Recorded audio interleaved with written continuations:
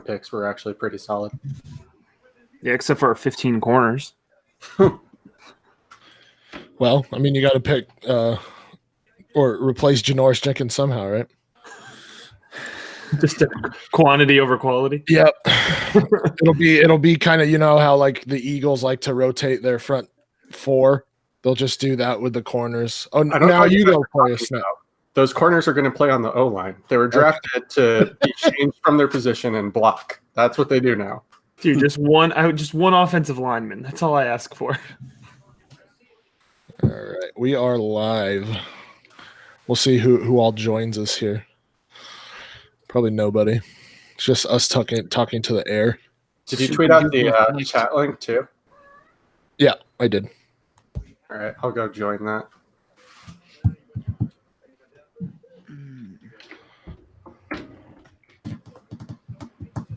Hey, there's 2 watching us right now, not nobody.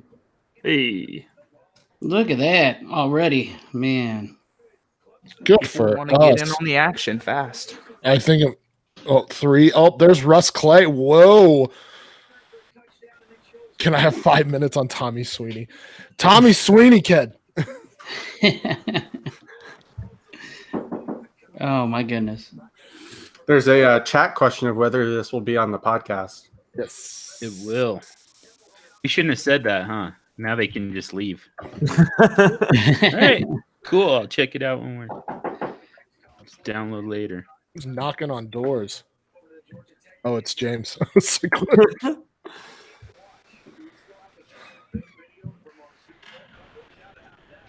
That is such the quintessential Boston name, and he went to Boston College. All right. How are we gonna do the order here, Johnny boy? Well, okay, so I'm going 101. Oh, what? What do you just make stuff up as you go? Indeed, I do. I think you know that by now. Right. I've been doing this long enough. Yeah, I'm going 101 because that's the easy one. I don't have to know anything about rookies.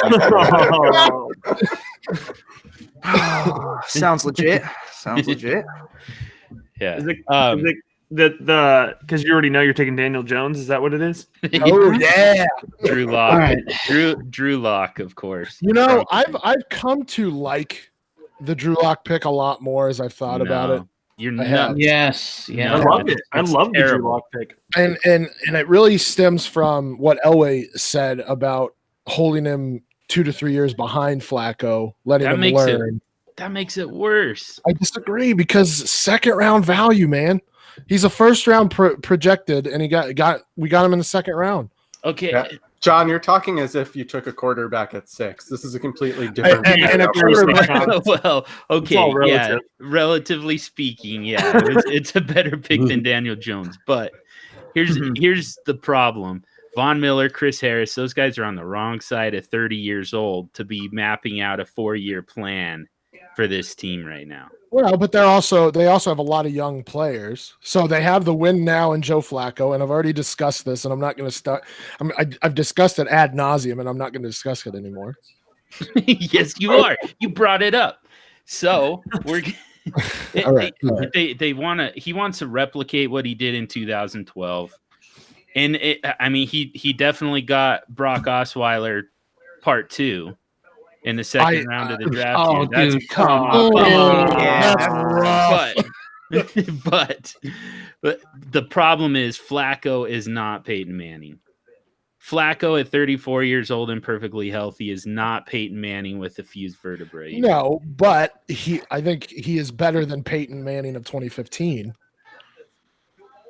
Well, I guess, but this defense isn't 2015. It might be with Vic Fangio. I don't think so, man. I think we're a ways off.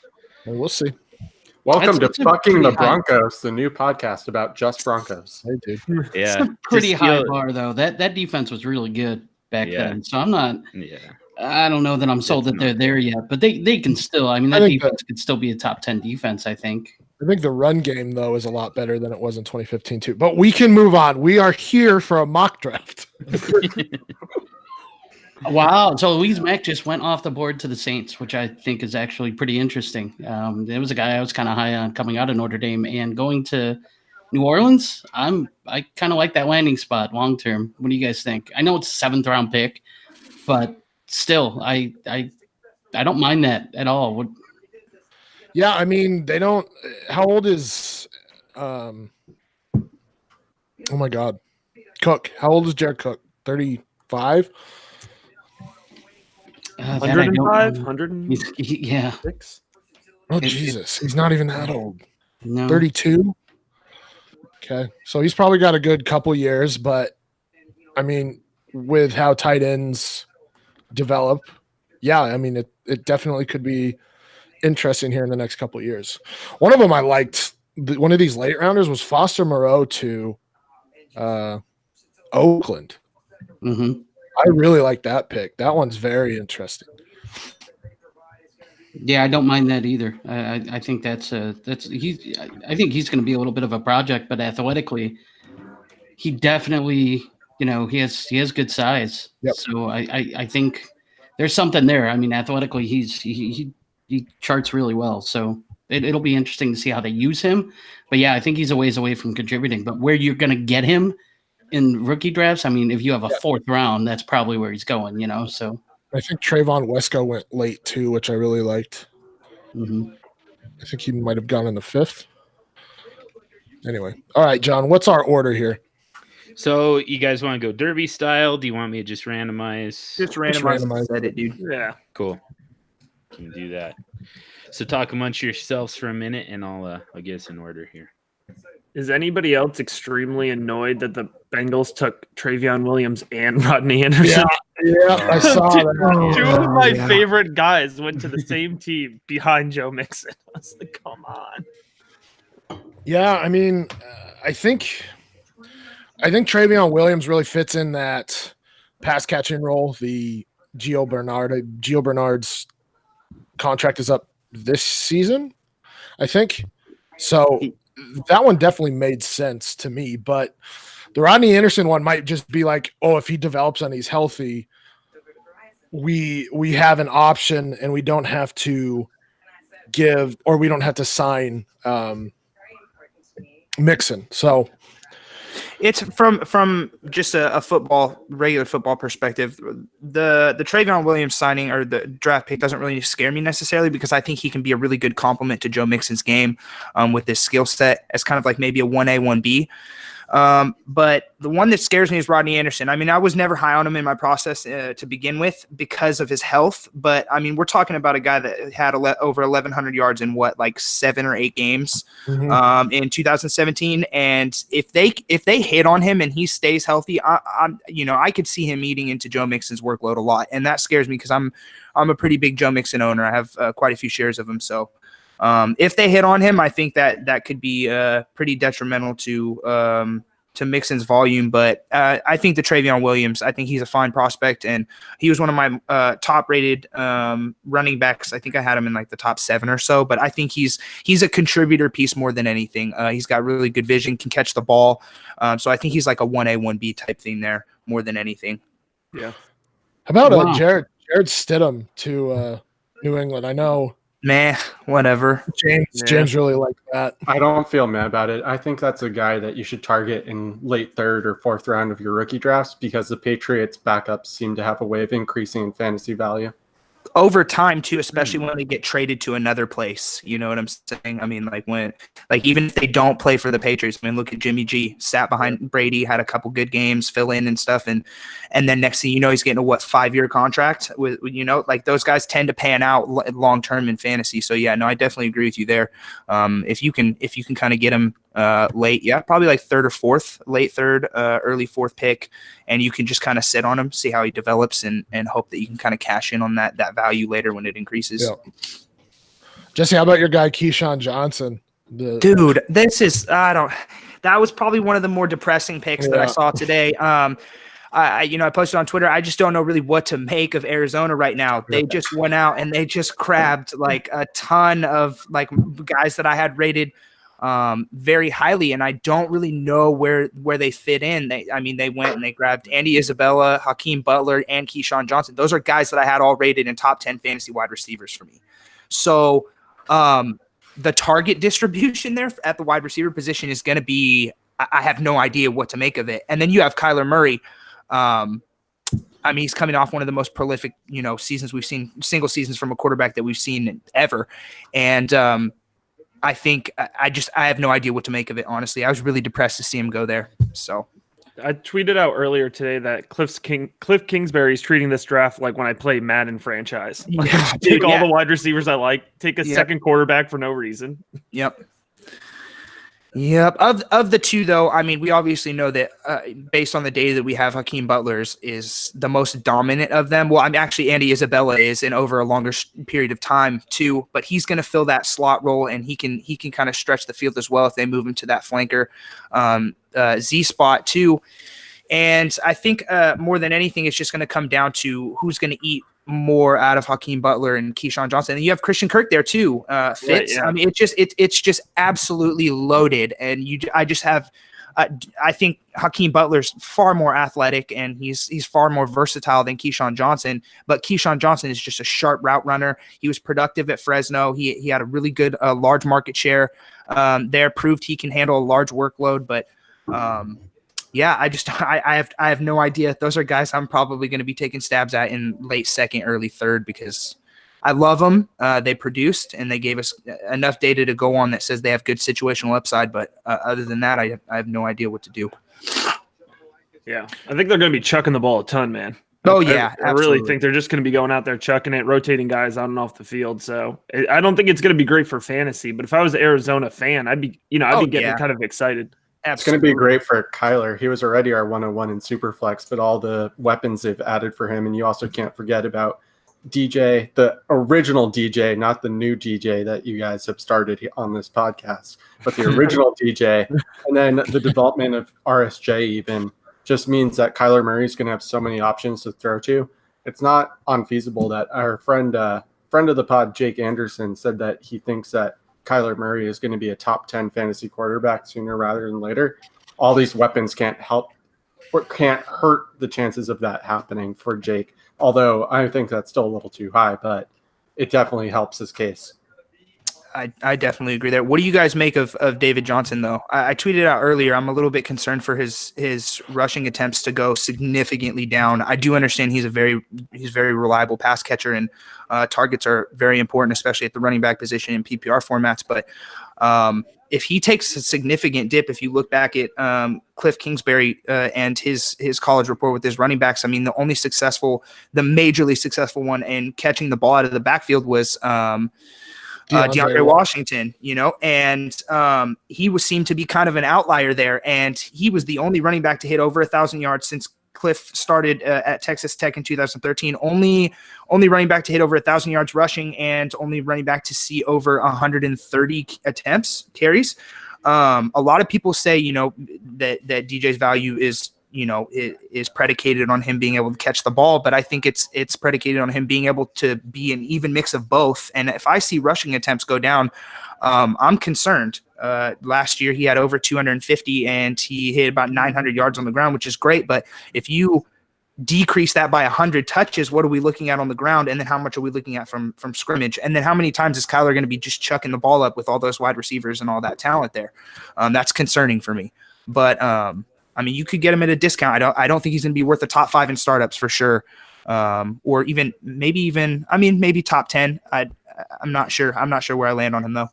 Well, I still think you're looking probably at 230 carries, right? And he's probably going to be more efficient just because they're not going to be able to stack the box. You have a running quarterback, so you're going to have to keep a spy there. And I'm sure they're going to be running, and I don't know enough about air raid, but they're going to be running enough RPO that they're going to have to be honest, keep themselves honest with, or defenses will have to keep themselves honest with Murray and running the ball. They're going to throw a ton, obviously, with all of the wide receivers they do have now.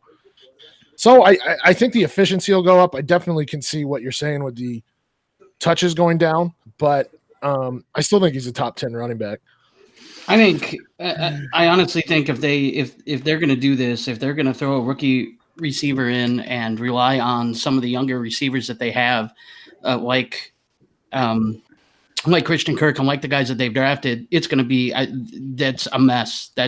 You do not want that. I would think you would want at least year one to rely on that running game, work off of play action, put Kyler on the move, and not be flinging the ball 35 times a game. So I got to think if this coaching staff really wants to compete this year, or wants to at least kind of be fair to Kyler Murray and not put too much on his plate, they better rely on the running game a little bit more, because man, that would be I think that would be a disaster if they're flinging the ball all over the field over 30 times a game. Yeah, no, you would think. I have a concern there that Kyler's going to also eat into a chunk of those rushing attempts. So I just think, if you're I could definitely see a split, where Kyler Murray has 150 attempts and David Johnson has 150 as well throughout the, come season's end. It just depends, it depends on whether or not they are going to run, give him. I mean, he is going to be the guy, you know what I'm saying? I'm not scared of anybody on the ground outside of Kyler eating into his touches. So when they do decide to run the ball, if it's not Kyler, it's going to be David Johnson. And I guess you can hang your hat on that, but any concern when it comes to decreases in expected, and expected market share there is kind of concerning. So I saw a lot of people just today say, oh, this just makes David Johnson a lock, like he's a lock. And I just, went back and looked at some of the numbers, a little bit of the history, and it's like, I think there's some concern there. I think there's a little bit more concern than we're willing to admit, that DJ might not be able to kind of escape where he's at right now. Interesting pick for Miami. Couple around Miles Gaskin. Wow. And Chandler Cox. So that's interesting, because I think we can all agree there was no really set running back there. Anybody that's established themselves enough to hold anybody off. So Miles Gaskin's going to have a chance to win a starting gig in Miami. I don't know about that, man. I mean, his size really concerns me. I think he's a gadget player at best. And his usage as well too. I mean, he was used a lot in college. Yeah, can you really say Kenyon Drake and Kalen Ballage have that job locked up? Oh, let's not talk bad about Kalen Ballage now. I'm not saying that Kalen Ballage has anything, or I'm talking bad about Kalen Ballage. I'm just saying, can you tell me that he has that job locked up? Oh, certainly not. No, I don't think we've seen enough from them. It's just it's interesting. I mean, it's a 7th round running back. We can't. But I agree there. But going on safety wise, I mean, if you're going to invest on a guy there, it'd probably be Kenyon Drake. What was he, fringe? I mean, he was fringe RB1 last year, right, in PPR formats, and that was on extremely limited touches with Frank Gore ahead of him. I mean, if you're going safety there, yeah. But I mean, Miles Gaskin, why not take a stab at him late, in rookie drafts? I definitely agree there. He's a great talent, he's a good running back. I just have concerns with his usage, and you can look at that both ways though. You can say, okay, well he was able to sustain. I'd have to go back and look at how many games, if he missed any in college. You can look at that and say he sustained that level of play over a 4-year period, and he came out fine, so he can handle that in the NFL, right? On the other side, you're able to look at it and be like, okay, that might be concerning with how much they used him. Is how long can he sustain that in the NFL when you have much higher level of play and athleticism across the board? All right, so I think we are ready for our mock draft here. Yeah, we can get it going. So here's the order that was randomly generated, mostly. So I'm randomly going first. And then shocker. This is botched, dude. This is botched from the beginning, man. I had to redo that generator so many times to get. John's just so excited to take Kyler Murray. I traded him the 101 in a league we're in together the other day, and he said, I don't have any of these. I'm so excited to get Kyler Murray. Yeah. So he had to do it in our mock too. That's right. Yeah. At least in a mock, and live vicariously through the rest of you guys who actually hold on to your draft picks. So after me, though, it's going to be Matt. He'll have the 2nd pick, and then obviously the 8th pick, and so on. Stompy, Bobby, Jesse, and James. So I also have if you guys want it, I've got a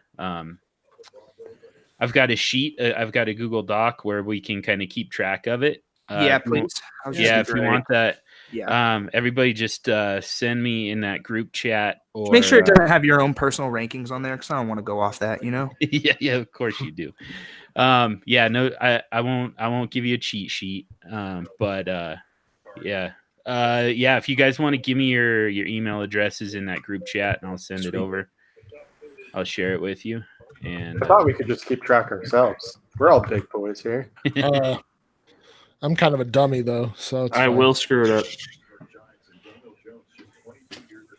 Cool. Man, remind me to never go on a game show about like memorization with you guys. Yeah, no, don't. Especially with me, dude. I will draft DK Metcalf twice today. I can guarantee you that. So I'll make my pick real quick, and then I'll send it over while Matt's making his pick at 102. Mine's pretty easy. It's Kyler Murray here in a super flex league. You have to. I mean, we've got a quarterback here who we know is going to start right away. The only competition that he was potentially going to have just got traded to Miami. I don't feel quite as optimistic about this as Jake Anderson does. I think they kind of set themselves up for a pretty shaky situation here, I think. But the fact of the matter is he's going to start. He's got that, the Rich Rebar Konami code. So he can produce in year one. Probably better than anybody at any other position in this entire draft, in my opinion. So it's Kyler Murray by quite a bit. Again, I made myself number one for that reason. It's a nice, easy one. Doesn't require a whole lot of research or analysis. Well, and I don't think Jake necessarily meant this first year. I mean, going into year 2 and 3 probably can be considered there, just because you're so young at wide receiver. You're in a new offense. Even just like one of those wide receivers that they picked to develop, and you have Christian Kirk across, you're going to have a pretty lethal offense, assuming that the air raid offense transfers over into the NFL.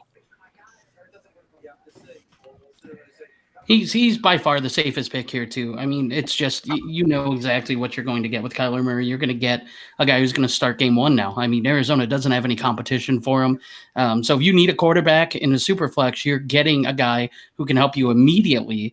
And he's just so happens to be the top rated guy at that position for most people. So, I mean, and Arizona did an excellent job of adding receivers and adding help around him.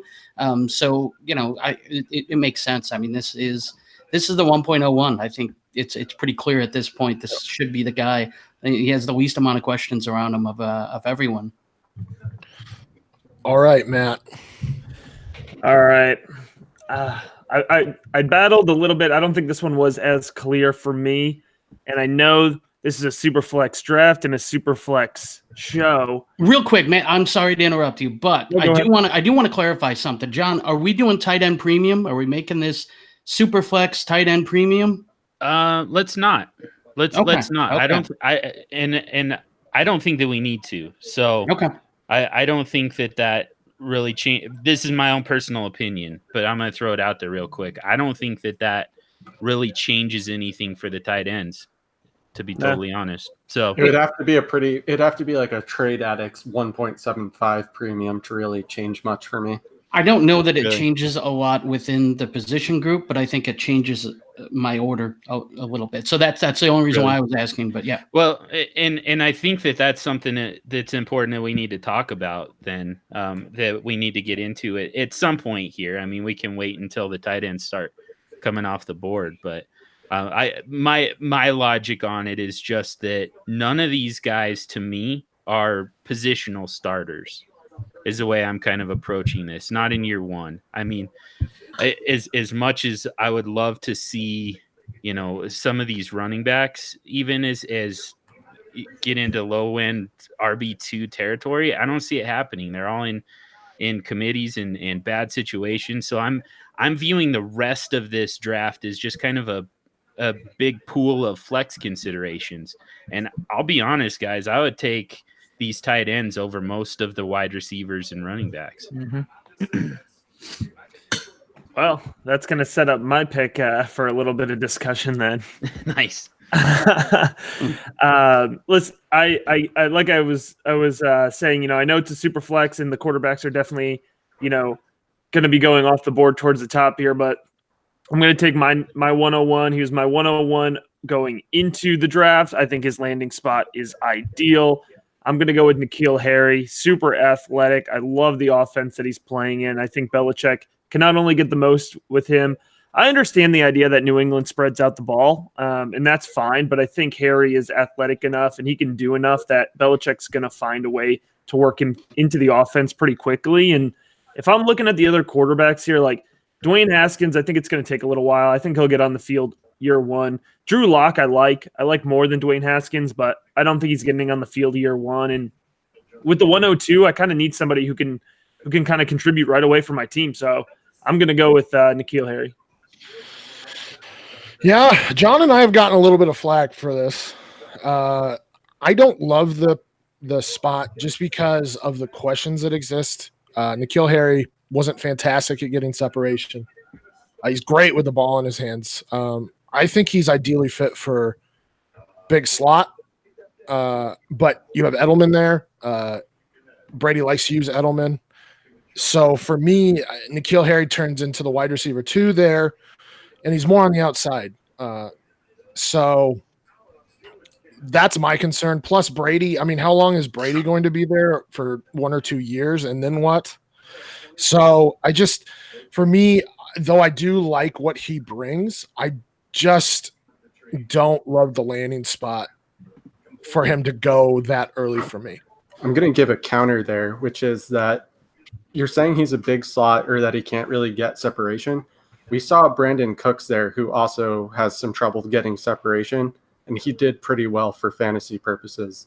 So if N'Keal can even come close to Cooks' production with the Patriots, I think people will be plenty happy taking him towards the top of their draft. Another thing, too, is that Edelman's 33. He's going to be 34 next year, and he's in a contract year. And Bill Belichick doesn't always show, any type of allegiance to anybody, not named Tom Brady.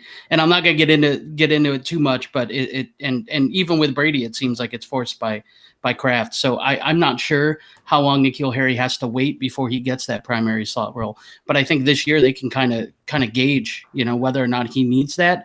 And if he does, then, maybe that signals the end of the Edelman era after this year. But either way, I think N'Keal Harry can play his way onto the field there. Outside of Julian Edelman, there's not a whole lot there.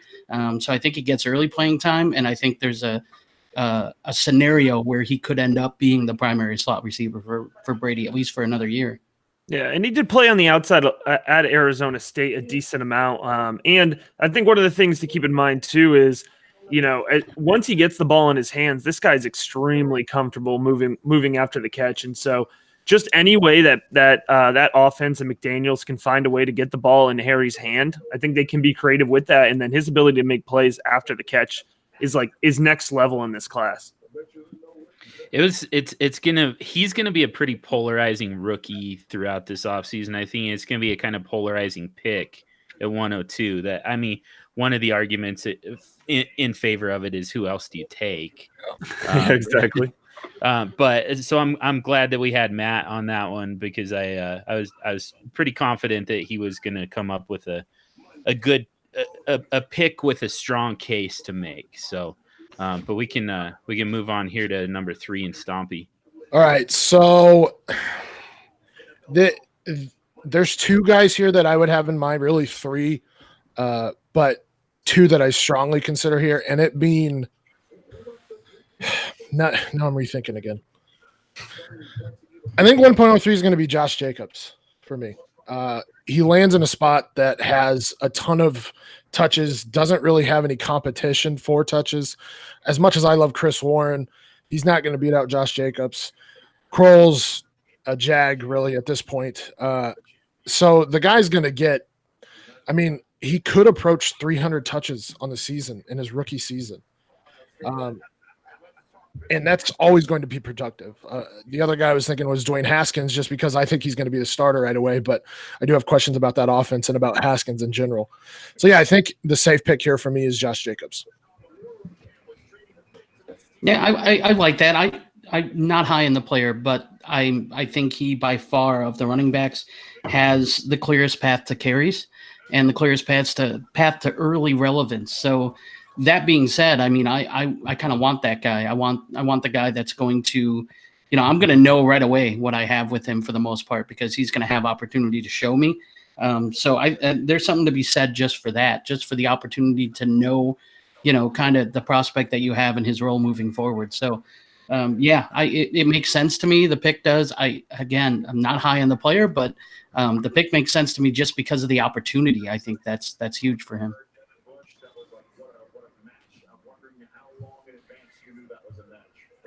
Sounds like we're moving on to the 104 based on the highlights. So this is pretty easy. Stompy pretty much made the pick for me. I'm going Dwayne Haskins. John always says this and about startups, but it's true about rookie drafts. You'll never get quarterbacks cheaper than either in the startup or rookie draft.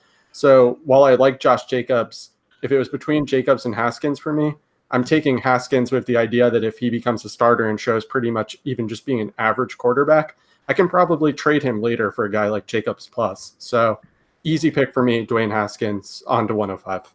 I don't even need you guys to discuss it. Yes, you do. Yes, well, I was going to compliment you, but never mind. I wrote it wrong, I think, in the show sheet. Go ahead, Matt. You can give your compliment. I'll allow it. Great job not picking Daniel Jones. Don't spoil my next pick. It's really tempting for him, I'm sure. So, he's just staring me right in the face right now. I don't know what I'm going to do here. Hold on. So I don't necessarily buy that Dwayne Haskins, even if he's average, is going to have more value next season than, like, let's say Josh Jacobs gets 300 touches and finishes as a top 16 running back. I don't buy that. With the class that's coming in, Stompy, that's going to steal everyone's jobs, and the fact that everyone's going to committees, you don't think a starting quarterback is worth more than a running back in most cases, unless you're talking about, like, man, I was about to say Todd Gurley, but I can't say Todd Gurley anymore. No, I mean, I don't. John, sick him. I'm doing it for you, but you sick him. I get that. I get that argument, but I don't think Oakland is one of those situations. I mean, you can, if he doesn't perform, sure. But they spent a first-round pick on him. They're going to give him carries. They're not going to – it's going to be tough for them to argue that it's a good idea to get running backs in back-to-back – early running backs in back-to-back years. To me, this is Josh Jacobs' job to lose, and I don't think he's going to lose it because he's just going to get a ton of touches, and he's going to probably be productive with that offensive line. Yeah, I won't fault anyone who takes Jacobs over Haskins, but honestly, having a young quarterback in one of those two positions for you in a super flex league, assuming that Haskins is average, because it's true, he could be a first-round bust. We don't know. And if he is, that's terrible for everybody. But if he is even just average, that allows you in future years to just continually try to hit on wide receivers or rookies that are much easier generally to hit on. So I'll take the chance that Haskins is average over the chance that Jacobs is a stud pretty much every time.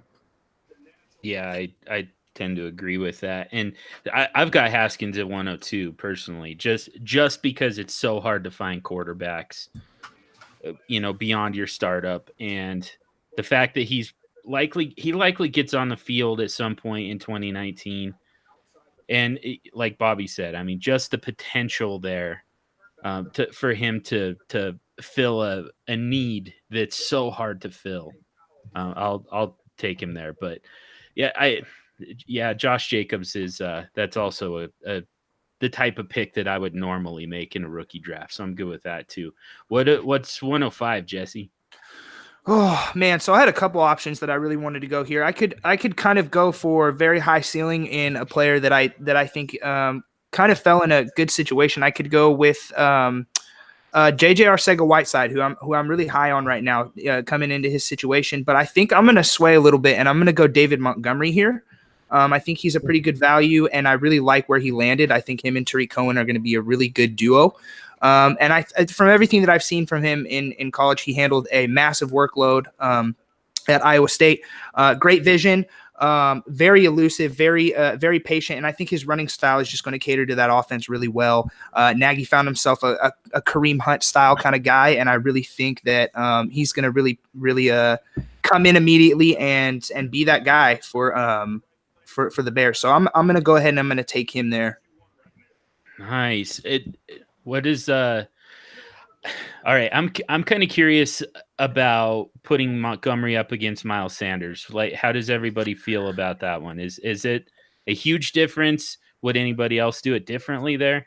I would have more because I like the Nagy, the Kareem Hunt Nagy comp because that's his best comp. David Montgomery's best comp is Kareem Hunt. Obviously, Matt Nagy having been there the first season for Kareem Hunt's career. But I'm afraid that Tariq Cohen's going to take away some of that pass catching opportunity.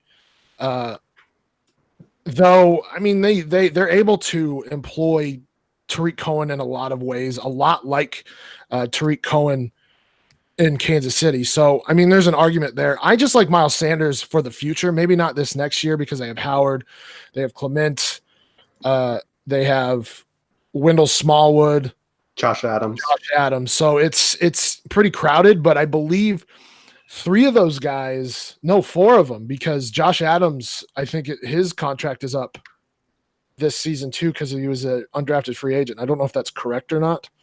But at least three of those guys, their contracts are up, and it frees up Sanders to become a 3-down back there. So while I don't like him next year, I like him for the future years behind that Eagles O-line. I think Miles Sanders, it depends on the way you play fantasy football. I think Miles Sanders gives you a lot more upside. Like, I feel like I know what I'm getting with David Montgomery. He's like a 2-down back. He definitely fits in that role in Chicago. When I was watching his tape, I saw, a guy who could get 5-6 yards consistently on first and second down, but he's not going to have that explosion and that breakaway type potential that Miles Sanders has, which is why I'm going to have Miles Sanders just a little bit higher than David Montgomery. I have Montgomery higher personally. I am a bit concerned about Cohen, but I got a lot of flack for talking about Miles Sanders not going to my favorite landing spot. And it's because every year for the past few seasons with Doug Peterson in Philadelphia, we've seemed to say, okay, this guy was just traded there or taken there to be Philadelphia's lead back. Jay Ajayi is now their lead back. Jordan Howard is now their lead back. Josh Adams is their lead back. Wait, no, this guy is their lead back. I think Doug Peterson is going to the Bill B school of I hate fantasy and I hate fantasy running backs. I want to use a committee. And honestly, I think the league in general is trending towards a committee. So I'm not going to knock a guy for being great on 2 downs like I think Montgomery will, because I think that we're trending much more away from the workhorse role.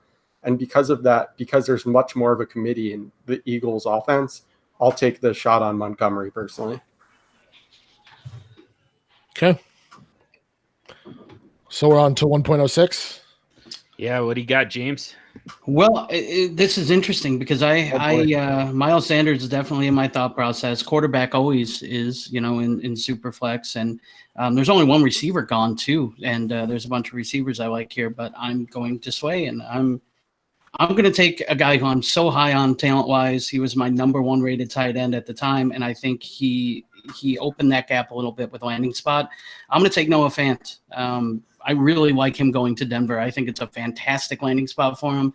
Joe Flacco uses the tight end so much, and even if Flacco's only 1 year or 2 years as the starter there, you're going to get a young quarterback who's going to be going into his first year starting, relying on the tight end too. So I think Noah Fant is my pick here. I think he's going to be a red zone threat too.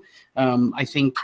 Outside of a guy like Cortland Sutton, he's probably the main red zone threat for the Broncos. So I think this guy's going to get a ton of looks in the red zone. I think he can stretch the seam, and I think he could buck the trend, and he could actually I think he's going to have the potential to contribute right away at tight end, to be honest. And I know that's not the norm for tight ends. We don't see that a lot, but I think he's going to have the opportunity to. So that was the one I didn't want to be the one to bring this up because I didn't want to sound like too much of a homer.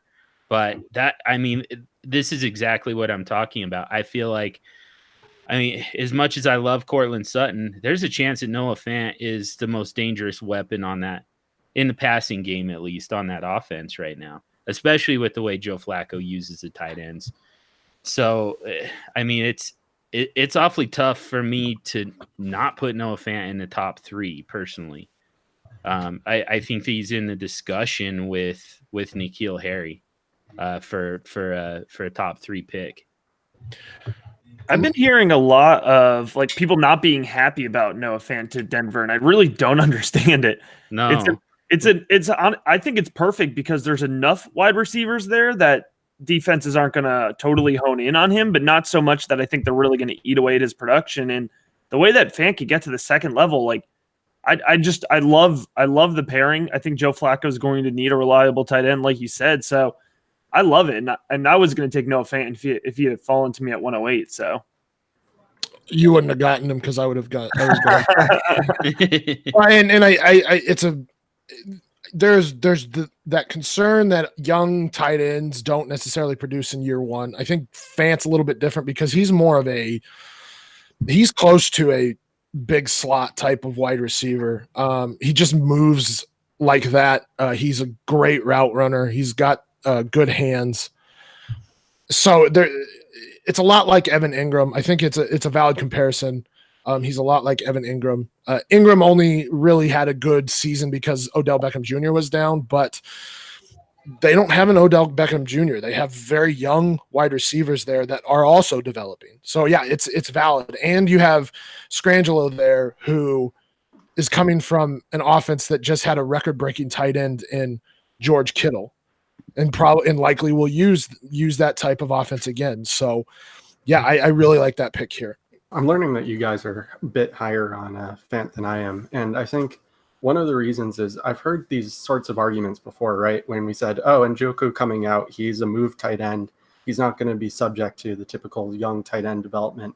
Or last year with Gesicki or just a few other guys. And I haven't quite seen it yet where this like Joker role tight end actually breaks out year one, except for guys like Ingram, and Kittle took some time to develop. So I think I'm perfectly fine with taking him here. I just think that you take him not expecting necessarily a year one breakout, but knowing that if you hold on to him long term, you're probably going to be fine. It's just expecting that year one breakout from him that I'd be a little hesitant, saying if you need that for your team to compete right now and that's what you're expecting, don't make that pick. But if you think, okay, this will help me long term compete, sure, great. Yeah, and that makes sense to me. But anybody who said that about Njoku should have been I don't know, publicly brought out on it because draft analyst. Well, Njoku just he was very raw coming out. Like he hadn't played the position all that long, and so for anyone to think that he was going to come into the league and just be good year one, that the signs just weren't there for that. And then Gesicki just I never bought that landing spot, for him either. So I think this is a marriage where the landing spot works, the system works. You see a path to early playing time. So while I don't expect a breakout, I do think that the opportunity might be a little bit better for him because I think he's more polished than Njoku, and I think he went to a better landing spot than Gesicki. But I do agree that, I with this pick, I'm not making it and thinking, man, I can use Noah Fant right away. But this is a guy who I think years from now, once the dust has settled after a few years, we can look back at this draft and I can go, you know what, I'm pretty happy with that pick. So. And I think it's something that you probably, I think it's a very valid point, what Bobby's saying, but it's also something that we've got to keep in mind with all these receivers too. So, you're kind of drafting them knowing that you're not going to get a lot in 2019. That's just that's just not the way it works for them. So with 107, I'm going with Miles Sanders with that being said, because I do think that he produces in 2019. I would have loved to have seen him go much, much earlier than this, but in this landing spot in Philadelphia where they're already just they're so oversaturated on that running back depth chart. I don't see how he gets a workhorse type of load with all the guys behind him. I mean, I think that he's probably the lead back, but I think that they're going with the same type of split that they always have. And so it knocks him down a little bit, but I think this is also a tier break for the running backs. So this is the last guy that I would feel comfortable with as a potential 2019 contributor at the running back position. Yeah, I think I agree with that too. I like Sanders a lot, and I think his talent is going to show. I think he'll be. I think he'll probably still get the majority of carries in Philadelphia this year, just because I think talent-wise, I mean, who's the most talented back that they have there? Jordan Howard, Yep. And I think we all kind of know that Jordan Howard is. I mean, he's okay, but he's limited in what he can do, right? I mean, so I think Miles Sanders is probably the most talented back there, and so I think talent ends up winning out. So I do think, John, that he contributes this year. I agree with that. I don't know how much, like I said, because I think all these guys are going to have roles. But yeah, I don't mind the pick long term. And it's one of those things where maybe not this year, but like Stompy pointed out, maybe next year, is the year where he really kind of gets the run of things, in that Philly backfield. All right. I've already said my on Sanders. So Yeah, so have I. Yeah. So we on to the 108 then? We're on to the 108. All right. I'm almost currently still debating two people, but I think I am going to lean towards what we talked about earlier of you're never going to get a quarterback cheaper than in the startup like we're doing here, or the rookie draft, I should say, like we're doing here. And I'm going to go with my current best quarterback available, which is Drew Lock out of Mizzou. I'm higher on Drew Lock, I have found in this process, than a lot of people, but I think Lock puts really good velocity on his balls. I think he can throw all three levels of the field. I think he has really solid arm strength, even if it's not quite what we've seen right from like Kyler or Tyree Jackson. I think he has the ability to navigate all three levels of the field. He has some mechanics issues, but I really do think they're going to redshirt him, and he's going to be able to have time to work on that. I think he would do best from a redshirt. And I can't undervalue 4 years as a starter in the SEC and consistently improving throughout that time. I know we talked about his accuracy numbers, but if you look at his touchdown interception ratio, that's actually really good. So there's a lot I like about Drew Lock, and I think he's a gamer type quarterback too, like kind of what we see out of that. The things we love out of Baker Mayfield, I'm not comparing him to Baker Mayfield, but like that gamer type mentality where people rally around him. I saw that a lot at Mizzou, and he wasn't working with very much either. I'll tell you, if you combine 4 years of talent at Mizzou, it's probably not 6 weeks worth of talent at Oklahoma. So I do think Drew Lock has a lot of upside and potential. So I'm happy to take him at 108. I'm gonna let James fawn a little bit here. Yeah, no, I agree with everything Matt said. I really like Drew Lock a lot. I think it's a nice landing spot because of, like Matt said, he gets a year to learn. He gets a year to sit, and maybe even two, depending. But I mean, he gets some time to sit. He gets some time to learn. He gets some time to get familiar with the offense and with the targets there, with the supporting cast that he's going to have. And I think he's going to benefit from that. It's going to give the coaching staff time to work with him on the fundamentals, on the mechanical things that he needs to fix to become accurate, consistently, and not just show flashes of it. So I everything Matt said, I totally agree with. It's what I've been saying on Drew Lock too. I think it's a good pick here, and I think in the long run, again, this isn't a pick that you're going to grab and say, hey, I can use him right away in a super flex, but it's a guy that I think you're making an investment in, and within a year, maybe two max, you're going to start seeing return on that investment. So I like it. So I'm going to say this. My reaction yesterday was relatively adverse. I didn't like at the time that they traded up to get him, but as I looked at it more and more, and I know John still doesn't like it,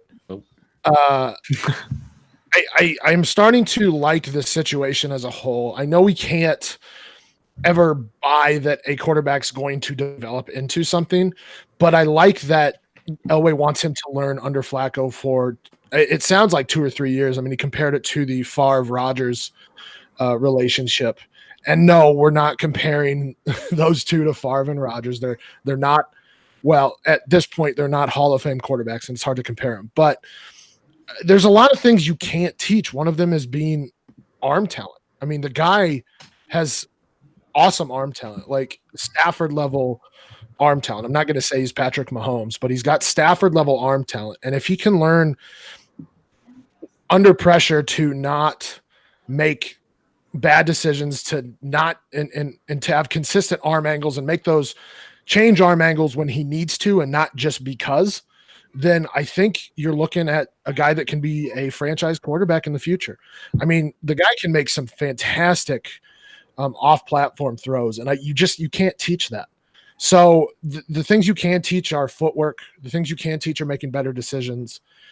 And I'm liking this pick more and more for the Broncos. Real quick before you get off, Drew Lock, I'll say that I do like him as somebody that you can invest in and hope that he pays off. I get the ceiling's high, but I probably would have waited a little bit longer than the 108. I mean, he's probably somebody that I'm targeting like later in maybe the back end, like the 112, maybe early second. And from what I saw on tape, I mean, for me. Under pressure, it looked like he struggled to make decisions. He relied on his arm a lot and tried to fit the ball into tight windows when they didn't need to be forced there. I like the confidence there, but I think that can lead to a lot of turnovers in his future. Granted, he didn't have very many in college. His touchdown interception ratio wasn't horrible, but that does kind of worry me, especially in a division like the AFC West when we have some pretty elite pass rushing there. He is a high ceiling guy that I will be investing in definitely. I just think that you'd probably want to go with a little bit safer earlier or in the middle of the first right here. But yeah, I don't absolutely hate it.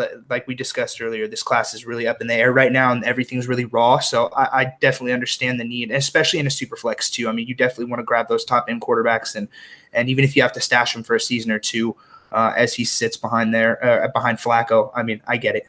So real quick, outside of your Chargers, are we talking about the Chiefs and the Raiders as having outstanding pass rushers? Well, I mean, the Chargers for sure. He definitely was not talking about that. Okay, I wanted to clarify. He was talking about the Broncos and the Chargers. And even yes, definitely the Broncos and the Chargers. And even so, if you're looking at the influx in DBs there, I mean, I know it doesn't look like it right now, but we're talking about. I mean, the Raiders, you know, I know that they have Garyon Conley that's looking to come out, and he's had a rough start to his career and stuff. But they're looking. I know that they just drafted a couple of DBs, I believe, and they're looking to get better on the back end there. And Nasir Adderley was just drafted. We have Derwin James over there at the Chargers. We're looking lethal, you know. But then you do go to a team like the Broncos, who. I know on the back end of their defense is looking a little sketchy right now, but they do have an elite pass rush in Bradley Chubb, Von Miller. I think that in a division like that, and then you have a lot of high profile wide receivers. We're talking about Keenan Allen. I mean, I hope Cortland Sutton and Deshaun Hamilton can really step up, but it looks to be a lot of vertical work that's going to go into these offenses in the AFC West. And I just think Locke is going to be more developmental than I would like to take at a 108 spot. But I get the need at the 108. I definitely understand it, and I understand wanting to kind of secure one of those top-end guys there. He's just my preference from what I saw on tape and everything. I think he's somebody that I would have waited a little bit longer for. But I get it. Yeah, fair enough. So Stompy, you're next, man, the 109. I'm interested here at what you're going to do because there's some names on here that I think you're probably considering. Really, there's only one I think that I'm considering here. It's TJ Hawkinson. A lot of people think he landed in a relatively poor position, and they're going to be, or poor spot, and they're going to be comparing Eric Ebron and TJ Hawkinson at that situation, both drafted. I think Eric Ebron was drafted 10th, Hawkinson drafted 8th. But this is a brand new offense under Darrell Bevell. We've seen Darrell Bevell use tight ends. I mean, he had Jimmy Graham in Seattle. I don't know who else is there that's going to take a ton of targets. I mean, Marvin Jones is there, but he's getting up there in age. You have Kenny Golladay, Danny Amendola. And then, oh my God, running back. Good Lord. Kerryon Johnson. Really, you can see the path to him being the second best pass catcher on that team. And I think it's going to be a balanced offense. TJ Hawkinson was the best tight end in this class for me. He's got great hands. He's not near the route runner that Irv Smith or Fant are, but he's a great route runner. He's very athletic. Again, not as athletic, but he's going to be on the field consistently early on because the dude is a fierce blocker. So he's going to get his chances early on. And again, this is one of those we can't trust tight ends to break out in their first year. But Hawkinson's one of those guys that you can definitely see it because he's already got his blocking developed. So for me, in 1 and maybe 2 years, that this guy is going to be a top 6 tight end. I think he's probably the best we've seen in a while. Even including that 2017 class, he's better than anybody in that 2017 class in my mind too. So the guy has fantastic hands. He can block. He's going to be on the field consistently, and I think he's going to get a chance to contribute very early. I like that pick a lot. That was the other guy when I said I was still going back and forth right before I made the pick. It was between Locke and Hawkinson for everything you just said.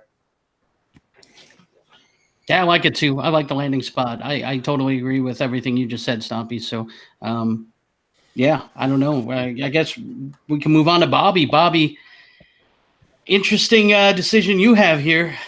So there are a lot of wide receivers still on the board, but you're never going to get a quarterback cheaper than what you can get now, right? Yeah, I'm not doing that. All right, yeah.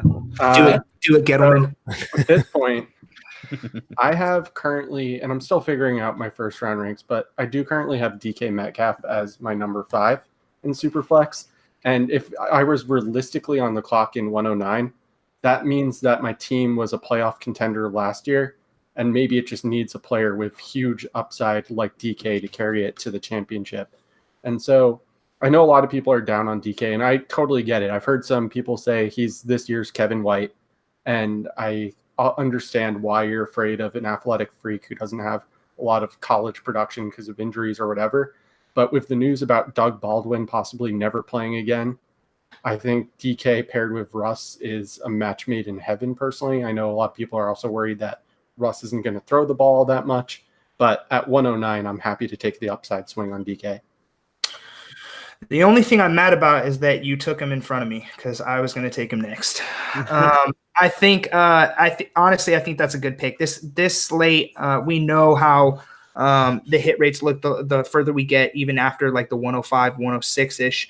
And to get a guy with that much upside in an offense that I think a lot of people they kind of, what's the word I'm looking for? Underrate.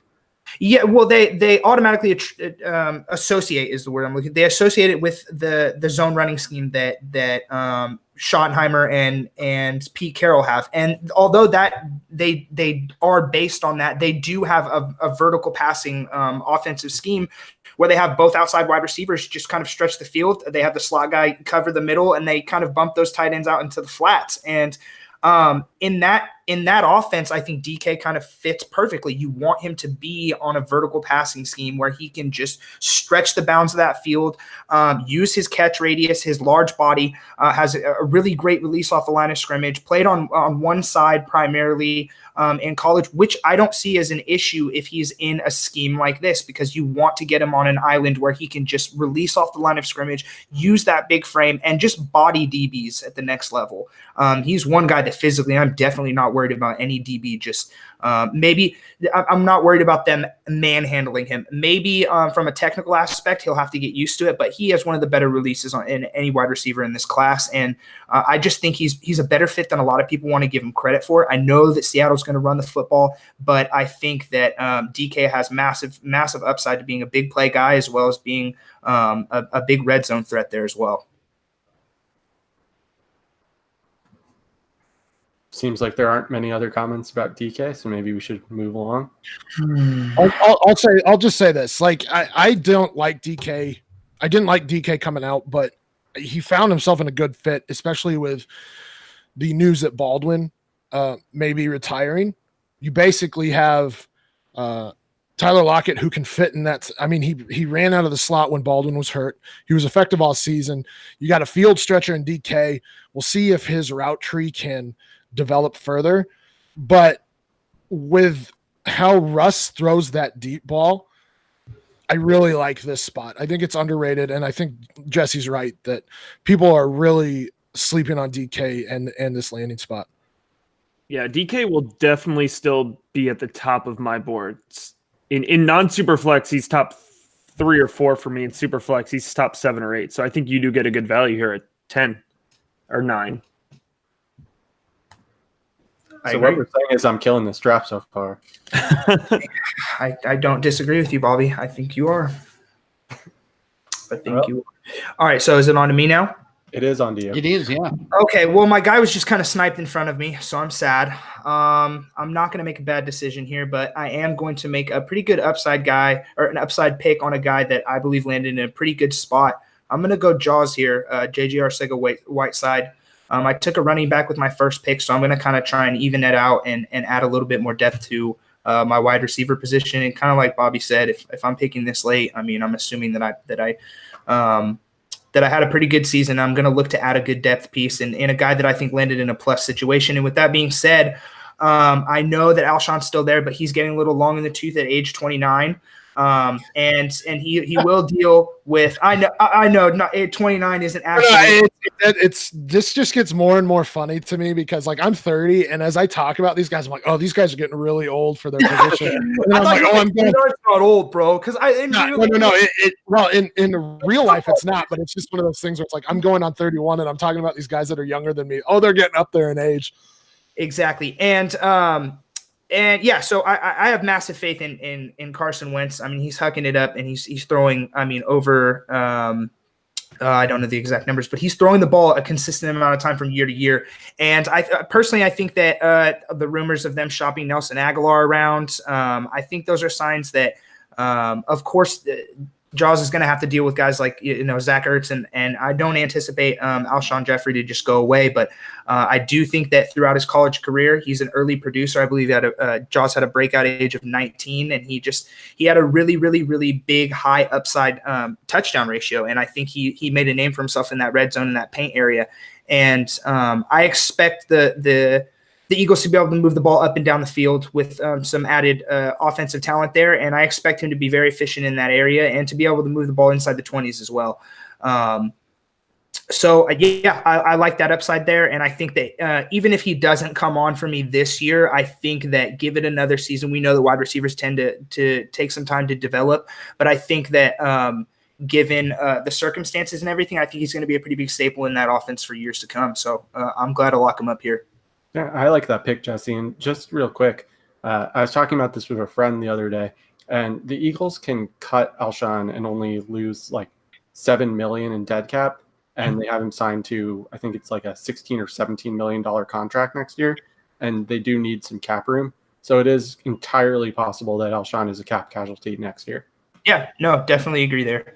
And he just, like I said, if he doesn't come on this year, I'm happy to invest in him now and play into that development that I think that he's going to have. They took him early, and I think that they made the right decision there in adding a really good pass catcher to bolster their offense. So I think he'll be a pretty good option there. And that late in the first round too, I'm definitely willing to grab on that college production and a very, very offensive heavy team right there. So I like that. Yeah, that works. I like the pick too. I like the player.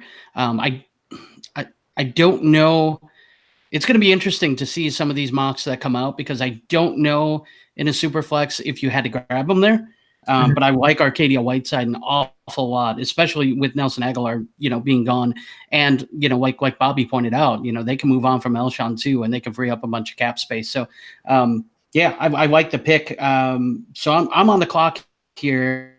And guys, I am not going to do what you're all setting me up to do. I'm not going to be the one. This is going to be an exercise to see when the hate stops. When the hate stops from all 5 of you. Shame on you. So what I'm going to do is I'm going to look at wide receiver. Yeah. Well, from Bobby, I expect that stomping, but not from you. Okay. So I'm going to look at the receiver position because I think that's where the value is at this point. And there's two guys that I'm kind of going towards, and the guy I'm going to go with. James, you just admitted that the value is in the wide receiver position. You're just saying that the stuff about the quarterback because even though you love Daniel Jones, realistically, you didn't want to take him here, and you wanted to take a wide receiver. If I am on the clock and I have the 1.12. I normally, not outside of this mock, DJ would be my pick. But in this mock, I think I could wait. All right. So I will do that. Right. Knowing who you're drafting with is part of your strategy. So knowing who I'm drafting with, I think I can wait and I can look at a receiver. And the guy I'm going to take is a guy who I did not think before this I was going to be taking this high. I like him a lot, but I just thought there was other guys that I liked more. But the landing spot to me is huge. And I'm going to take Deebo Samuel here. Love the landing spot in San Francisco. I think playing time right away. I think he's a good fit in that offense, and he does a little bit of everything well. He's just such a solid route runner. He's got great hands. He's the kind of guy that can excel in that offense, and that offense doesn't have a lot of weapons outside of Kittle. We got a questionable running game. We don't even know who the running back's going to be. And with Jimmy G coming back, I expect them to be able to throw the ball a little bit better than they even did last year. So I'm going to take Deebo Samuel here. I think the floor is really high and the ceiling is high enough to where I feel good about this with the last pick in the first round. No complaints from me there. Deebo is in my first round picks too. I do just want to say that we've now gone through the first round, and two guys that I have as first rounders in Superflex are still on board. So I'm curious to see where they end up. Damn it, John. I see you typing. Interesting. Did I just snipe you, Stomp? Yeah, a little bit. Yeah. I mean, at this point, I think that the draft capital has to come into consideration a little bit.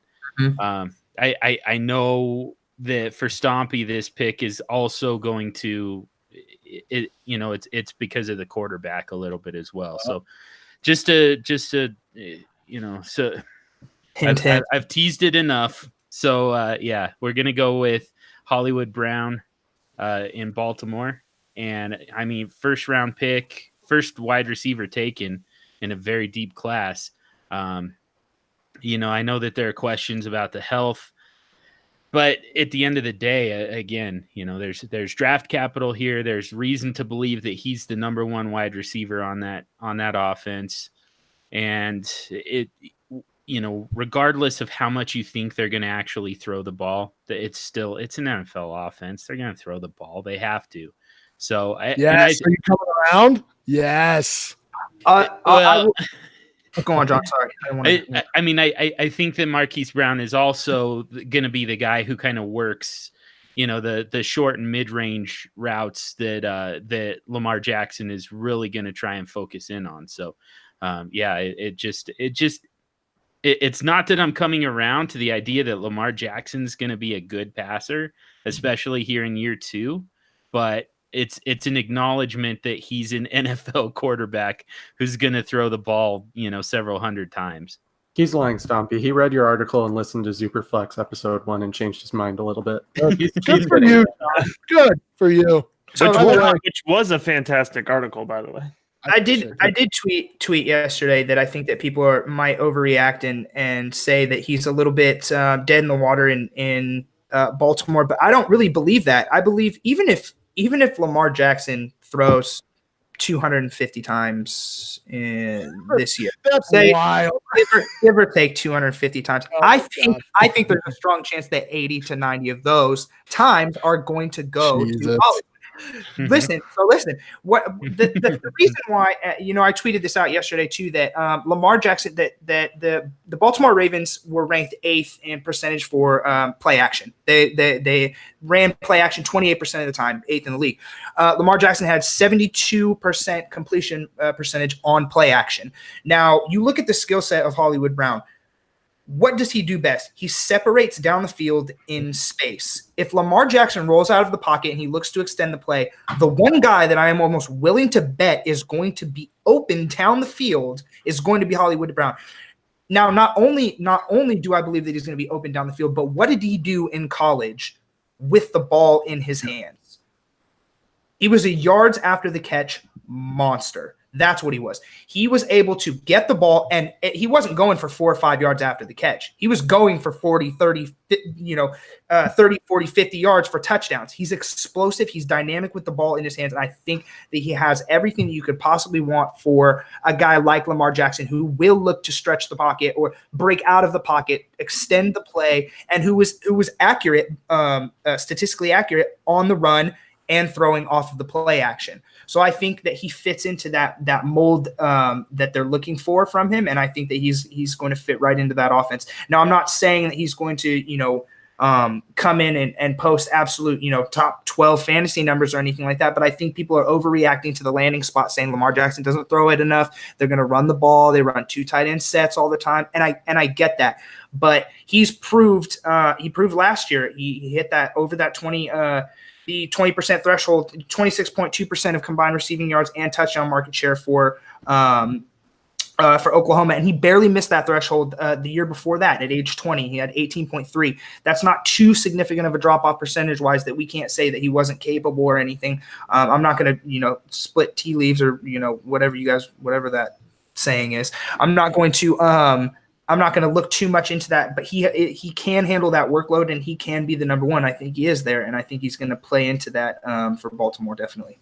Just real quick, because I'm in the Baltimore area, and I feel just so invested in this pick, mostly because I'm not a Hollywood fan at all. I really didn't like his tape. I think he plays a role on the Baltimore offense, and I think it's going to be fine for NFL purposes. He's going to stretch the field for them, which is something they need. They need a threat downfield. Everything you were saying, Jesse, and it's not that Lamar Jackson can't throw the ball downfield, because I love Lamar Jackson and I believe in his ability as a passer just as much as his ability to run the ball.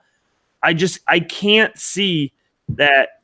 I cannot see, with the way that the Ravens are moving towards developing their offense under the Roman system here, the emphasis that they're putting is on the short field, and Hollywood might get 5 or 6 targets a game, but what is he going to do with those? And for me, a guy who's a $166 playing against playing in a really tough defensive division, it's going to be a struggle for him to break out early on in his career.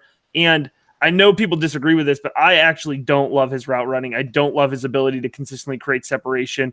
And I think his adjustment going from Big 12 defenders and secondary who will never sniff the NFL to playing in the AFC North is going to be a really tough adjustment for him. So I'm just going to give the other side of that. I will say at 201, the upside is there. So I don't think it's a bad pick by John. I just wouldn't do it myself. So quick note too about his weight. 166 is not going to be his playing weight. I fully expect him to tack on around 9 to 10 more pounds and play at that 175 range. I know he was nursing an injury when he weighed in at the combine and stuff, and he even said that's not his natural playing weight. So I expect him to bulk up just a little bit to be able to handle maybe a little bit more from his physical stature. So I'm not reading too much into his weight there, but I get what you're saying with Matt, with it being a new division, a completely new set of a completely new offense that he's going to be working in a completely new division. And we all know that the NFC North is not it's not an easy division, especially come November, December, January. But I agree with you there. But I also agree with your 201 take. It's definitely an upside pick there. So right. So I guess my question to you, Matt, is I see them using him as more of a Tyreek Hill type of player, using him in underneath routes, letting him use his speed. Is that not what you think he can do? I think he's more of a John Brown, and in the sense that that they're going to use him to stretch the field. I just don't think it's going to necessarily be what fantasy players expect it to be. Now, that being said, it's a whole lot of draft capital, and I do believe in draft capital. So maybe they will find ways to be more creative with that offense, and I definitely could be wrong about it. It was frustrating for me to see them go down the Hollywood route when there were guys who I thought would have, really eaten in that offense and gotten high target and high volume. To Matt's point, right quick, I'm sorry, but to Matt's point, it's hard to stretch the field horizontally when there's so many people at the line. And I think that could be the problem Baltimore faces, is that they need someone to stretch that thing vertically to kind of get people off the line of scrimmage, So I think for need, I think that's what they need out of him. I think they need him to be that big play threat. They could use him, in the short passing game still, absolutely. but they need to keep defenses honest, in my opinion. Safeties are cheating up. You need to have that deep threat. And when you're playing those 2 tight end sets, that run heavy set, which is fine, you can do that. And Lamar Jackson can still eat doing that. But I think the way he does it is with play action and stretching the field vertically. So I agree with Matt to an extent on that, because I do think that his role could be, that could be a big part of his role at the very least. Yeah, I mean, they have 15 tight ends to work this short field, so. There you go. All right, I think we are on 1.02 with Matt here. Or 2.02, sorry. All right, I'm going to go with a guy here who I don't love his landing spot, and I think that's why we've gotten to this point with him and why he hasn't come off the board yet. That's about to take the guy I was hoping would fall to my pick. I think I know who this is. So I get it. Mm-hmm. I get why we're upset with A.J. Brown to Tennessee, but I don't think it's as bad as we're making it out to be. Because I think a lot of people are overreacting to Adam Humphries playing in the slot and Corey Davis being there. And let's be honest, people, I've done it too. With buying up Corey Davis shares hasn't gotten us anywhere. So Tennessee's got to figure something out. And what's more important to me here is that A.J. Brown played on the outside for Ole Miss just as much, if not more, than he played in the slot for them. And he was productive and he was effective. His best game film for me was Vanderbilt, where he was playing outside. I think he has the ability to play in an X-type role. And with Marcus Mariota, who doesn't have the best arm strength in the league, I think a guy like A.J. Brown getting high volume makes more sense than a guy like Corey Davis getting high volume. So I like Adam Humphries too. I don't think Adam Humphries is going to significantly take away from A.J. Brown. And we need to keep in mind when we're looking at the Tennessee offense, it was a different offensive coordinator last year, and it was a different offense because for the most part, it was not run by a healthy Marcus Mariota. So I think for a lot of this, we need to put to the side the bad taste in our mouth from Tennessee last year, and we need to be okay with A.J. Brown, a really good talent in an offense that can move the ball. So you're talking to a podcast who 2 of us do not like Marcus Mariota because we think he's a terrible quarterback. So, but we're also talking about not a high volume offense, high passing volume offense. We've heard coach speak. Yes, it's coach speak. I get it. But talking about building around Derrick Henry. So I still think you're not going to get a high passing volume offense. I think Corey Davis might have had one of the higher market shares last season, and he still only put up 905, something like that. So that's concerning in itself. Now you're adding another talented wide receiver. It would behoove them to start throwing the ball more, but I don't know if they will. And I just don't trust Mariota because to me, he just hasn't gotten better. I think we've seen his ceiling in 2017. I see John reacting in there. In 2016, sorry. I don't love it because now they have, and I get your argument that A.J. Brown will outcompete Adam Humphries. That's very valid, but I just don't know where the targets are coming from, and that's my concern with that. Like I would have preferred A.J. Brown in Seattle. Oh yeah, but yeah, I don't like the entire offensive situation for fantasy in Tennessee. Yeah, I think A.J. Brown makes Marcus Mariota better instead of Mariota making A.J. Brown better. I mean, A.J. Brown made Jordan Kiamu look pretty good, right? And he didn't go drafted for a reason. So, I mean, that's not a one-to-one, but that's just to say A.J. Brown has the ability to have that manufactured production, and they can change the offense to run through him. And to Stompy's point, the reason that A.J. Brown is going at the 202 in this mock is because of the bad situation. Yeah. He went to a halfway decent situation. He's an easy early to mid first round pick. So A.J. Brown at the early second, I actually think that's a great pick and maybe even will end up being a steal of drafts if you get him there. Man, they're going to surprise some people. Yeah, they're going to surprise 2 people in here, but I don't think they actually will. Yeah, they're going to make you 2 look so foolish now that Marcus Mariota can actually feel his freaking hand.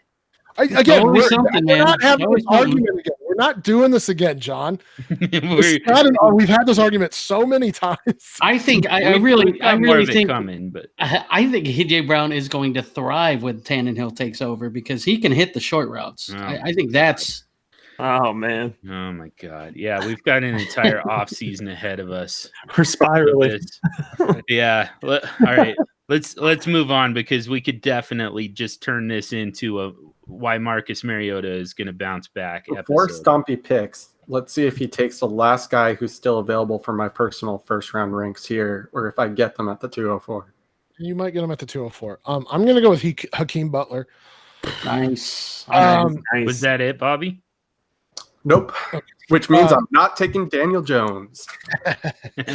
So, yeah, I know there's probably going to be some drop here for Hakeem Butler. I mean, obviously, in this mock, there was a drop because of him dropping to the top of the fourth. But he joins a team that should be better overall on the offensive side of the ball. And he's unlike any wide receiver there. He's a physical freak. He can do basically everything on the field. And I've talked about it before. While I don't think he is Calvin Johnson, there are some comparisons to Calvin Johnson. He's been working out with Calvin Johnson in the off season. And I think that he's going to excel in that offense. Like I said, you have a lot of smaller slot guys in Arizona. You don't have anybody like Hakeem Butler on the outside. And I think that's going to serve him well, maybe not this season, but next season and the successive seasons after that.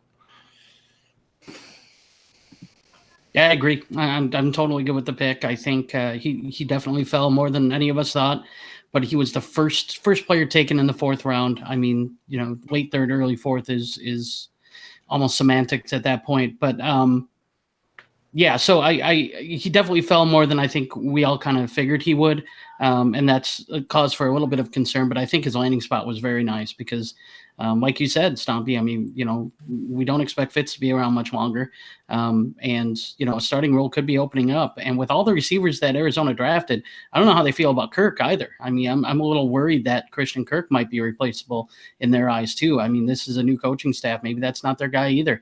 We saw what they did with Rosen, who wasn't their guy. So, allegiance isn't something that this coaching staff, I think, is going to show any of these guys. So, I'm not overly concerned with Butler going in the fourth round. I like the pick here.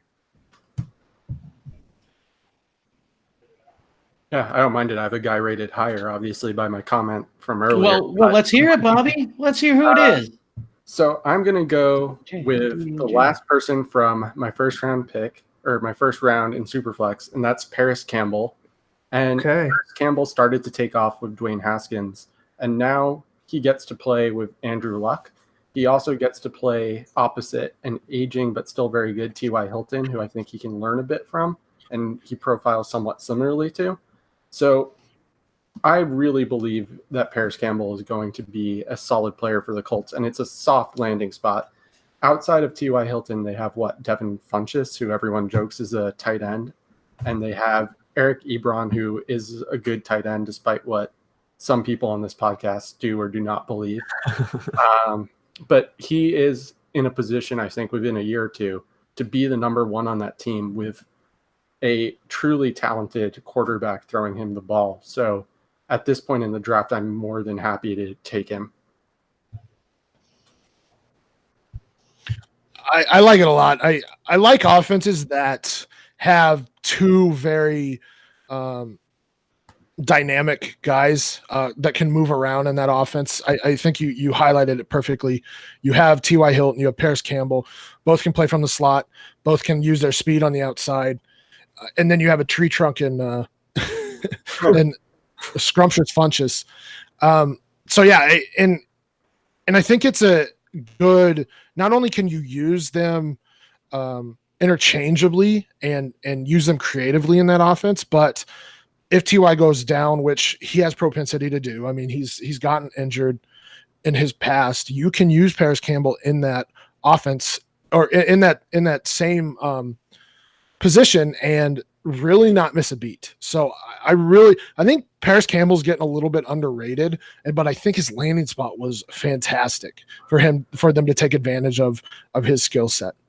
And also, to James' defense here, just so we're clear, if Paris Campbell was off the board, I would have been forced to pick Daniel Jones here. Oh my God, I would have loved that. Why did somebody not take Paris Campbell? Goodness. But I'm interested to hear, Matt, what do you think about Paris Campbell? Because as a prospect, I was not high on him. So Matt and Jesse, I'm interested to hear what you guys think about him, because I don't like Paris Campbell at all. I think he's very raw. I think he's limited in his route tree. I don't think he gives them the dimension they think he does. I think he's has more straight line speed than anything. I don't know that he's a playmaker on the outside. When I watched that tape, the other wide receiver, McLaurin, is the guy who stood out to me. So I don't see Paris Campbell as being a good prospect. I love the landing spot and the opportunity is there. So I understand the pick, but I just don't like the player at all. And I'm wondering what you guys saw on film, if you guys can sell me on him, or if you guys aren't sold on him either. Well, I mean, I'm not going to try and sell you on him, because I personally, what stands out to me the most is his late breakout age, 21. Last season, actually, he was able to surpass the threshold of 21.7%, which is considered a breakout. But I attribute that a lot to Dwayne Haskins and that entire offense. Dwayne Haskins had a prolific year, threw for 50 touchdowns, over 5,000 yards, and somebody's going to eat. The wide receivers are going to eat. So it's not a surprise that a couple of them were able to technically, air quotes, break out. But for me, when I think about Paris Campbell, I think versatility. So I think that he provides in real football, I think he provides a level of versatility and dynamic play to the Colts offense. So I would expect them to really get him in a lot of motion, wide receiver screens, kind of get him in the flat where he can use his speed, get him in motion so he's already running and has that built up speed, and hope that you can get him in breakaway and kind of fool the defense. It's going to be a player that's predicated on whether or not the Colts are going to scheme him into that offense. I'm not absolutely sold that they're going to make him especially a fantasy relevant wide receiver. I think he fits into more of a real football role there. But yeah, I think he's going to be very scheme dependent on what they're able to do with him. But on the contrary, though, I do think that I do believe he does provide some versatility there, and you could see some fantasy production, but I don't expect it to be anything more than maybe a wide receiver 4 or 5 role as a depth piece on your roster, maybe. So yeah, that's kind of where I stand on him. Okay, yeah. So Matt, what do you think? Do you think they have to manufacture touches for him as well?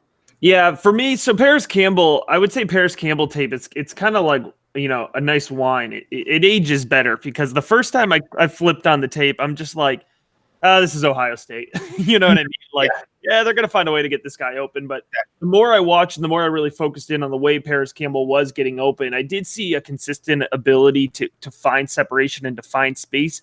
I don't think he does it in the same way that you would look for a guy like Kelvin Harmon to create space, right? He's not really doing it with his hands. He's doing it with his feet and with his agility. But I will say that I'm like okay with this. I just feel all right about it. I see Andrew Luck as a guy who can get Paris Campbell the ball. Indianapolis has enough playmakers to spread out the field, whether you consider Devin Funch as a playmaker or just kind of a guy, bowling ball rolling down the field. But either way, I think there's enough to open up opportunities for Paris Campbell. I'm fine with it right here in terms of value. I think this is probably where he's going to go. Personally, I wouldn't make the pick, because if a guy doesn't get me excited and I don't see his upside, this is just a personal preference the way I draft, that's what I look for. And Paris Campbell is just solid to me. And there's still a few guys left on the board that get me really excited. I'm with you. I'm with you, Matt. Yeah, I completely agree there. Same thought process. Okay. So moving on, Jesse, you are on the clock. What are you going to take here? I'm going to take a guy that I believe in, based on the data and the tape as well. I think he's a dynamic player. I think he's a Senior Bowl standout, and I'm going to pull the trigger here on Andy Isabella. I don't necessarily love the situation that he went to just because they added a lot more offensive talent behind him, but he was the first one that they added. And they traded up to go get him. With that being said, I think his college data, he broke out at a very young age. He had a massive ascending market share of that offense there at UMass. He ended with a 47.8% dominator, receiving college dominator rating, which is almost nearly 50% of that entire team's offensive production. That just screams to me. And then he did it at age 19 at 25%, followed it up at age 20 with 33.5. Before capping it off with that 47. So he ascended there, and he got better and better as his college career went on. And when I see numbers like that, as Matt would say, gets me excited about a guy. That makes me – they really stand out from a young age there, and I think he's going to fill that slot role. I think he can really rotate between the slot and a flanker role. He can stretch the field. He's a guy that can create separation, very good footwork, very crisp coming in and out and stemming out of his routes. I just think he's a very well-rounded physical player, and I think that his numbers just really, really back that up. And if I was to put any money on a guy that I know, and the numbers suggest that he is going to get a sizable market share of Arizona's offense, I would put money on Andy Isabella, and I think he's great value where we're at. What are we at, the 205 right now? Yeah, I think he's great value there for a guy that produced that way. I think he's good value there. Jesse, one of the things that I like to bring up whenever people are talking about Andy Isabella and in the high dominator rating, a lot of people, the first thing they say is, oh, well, he's playing at UMass. What do you expect? But UMass, if you look at their 2018 schedule, they actually faced some pretty significant opponents, for being an independent team. They played Boston College, where he threw up 96 receiving yards. They played USF, University of South Florida, which is a solid ACC team, 191 yards. They played Georgia, where he threw up 219 receiving yards. And so that's just to bring up the fact that when people are writing off Andy Isabella because of his school, he showed up in their toughest games of the season. No, and thank you for kind of bringing that up too. I think there's also a misconception on dominator rating and things like that people don't understand, is that it cancels out a lot of the noise of other competition, especially inside of your own offense. When you are looking at the market share that a player garners in their own offense, that tells you, number one, that's the production level that they got despite the other talent around them. So we look at that data in terms of like how DK Metcalf in 2017, he wasn't able to break that breakout threshold, which suggests he wasn't the best player on his team in that year. We look at guys like Andy Isabella. When he does it and ascends at doing it, he gets better and better. That tells us that not only does the competition on the other side of the ball is that he's beating them and getting that much production, but he's also beating the talent around him on an offense. That's why I love market share data, and that's why I love to use it kind of as a base for when I'm looking at prospects and stuff, is because to go along exactly with your point, people tend to think, smaller school guys, Ashton Doolin, for example, that guy, he played at, and you can say with guys in extremely small schools that the talent level, there is a drop off, but when you look at what they were able to do and those numbers, it completely tells you that it doesn't matter who was on the other side of the ball. It doesn't matter who was on the other side of the ball on his own team. He put up those numbers regardless of circumstance, regardless of competition, and where he played, who he played, and that's part of the reason why that data is very valuable. So I'm actually really glad that you brought that up, because it's a good topic. Yeah, man. Also continually forget that Victor Cruz came from UMass too. I mean, There is a wide receiver who has been successful that came from UMass. I know it's not a well-seen school in NFL circles, but I have to defend it a little bit because some of my family went there and they actually met Victor Cruz while they were there. That's my one NFL claim to fame. The Minutemen, Zoomass. Yeah, exactly. All right, guys. So that puts me on the clock, and again, I'm not doing it. I'm not taking the bait because he would have already been on my roster, and I'd had a smile. But DJ is not. I'm not doing it. The hate's gonna end from one of you guys eventually, and it sounds like it might be Bobby, but I'm not. I'm not doing it. So I'm going to take a guy who I was a little higher on pre-draft than most people, and after the draft, I love his landing spot. I think in a year or so, he could be a starting running back in this league. And I'm going to go with Devin Singletary. And that's I like him going to Buffalo. I think there's opportunity to be had there. I I think in that offense, he could get a good part of the market share. If not this year, then after this year. I mean, they got 2 aging guys in front of them for sure. Other than that, I don't see a whole lot of competition and carries there. So I like Singletary. He shows a lot of suddenness, a lot of burst. He's very quick of foot. While the long speed might not be as much as you'd like to see from back his size, he is really explosive in the hole, and he does run strong too. He finishes runs off very well. I liked what I saw from Singletary, and I like his landing spot. So I'm going to take him here, and I feel pretty decent about that. I saw a lot of consternation about his landing spot, but if you really look deep into it, Yeldon had 1 season of being the guy, didn't really pan out there. He's more of the change of pace pass catcher. You have a 35-year-old Frank Gore, and yes, I do think he's going to retire at some point. He's only on a 1-year contract. I can't see them bringing him back. McCoy is 31? And he's starting to fall apart a little bit. He had his worst season of his career last season. Singletary lands in a spot where you see a path to touches. And yes, his combine was disappointing. His long speed wasn't great, but like James said, he's got burst. He's got game speed, and he was extremely productive in college. He broke 1,100 yards from scrimmage in every season in college. So there's nothing to tell me that he can't be successful. That offensive line was a little rough last season, but I think they made a few picks for that line help. So we always talk about volume is king in fantasy football, and you can really see volume for Devin Singletary in the next couple of seasons. I don't mind the pick here. I was having this conversation with one of my Bills fans friends, and we were talking about how I had him kind of as a mid-second.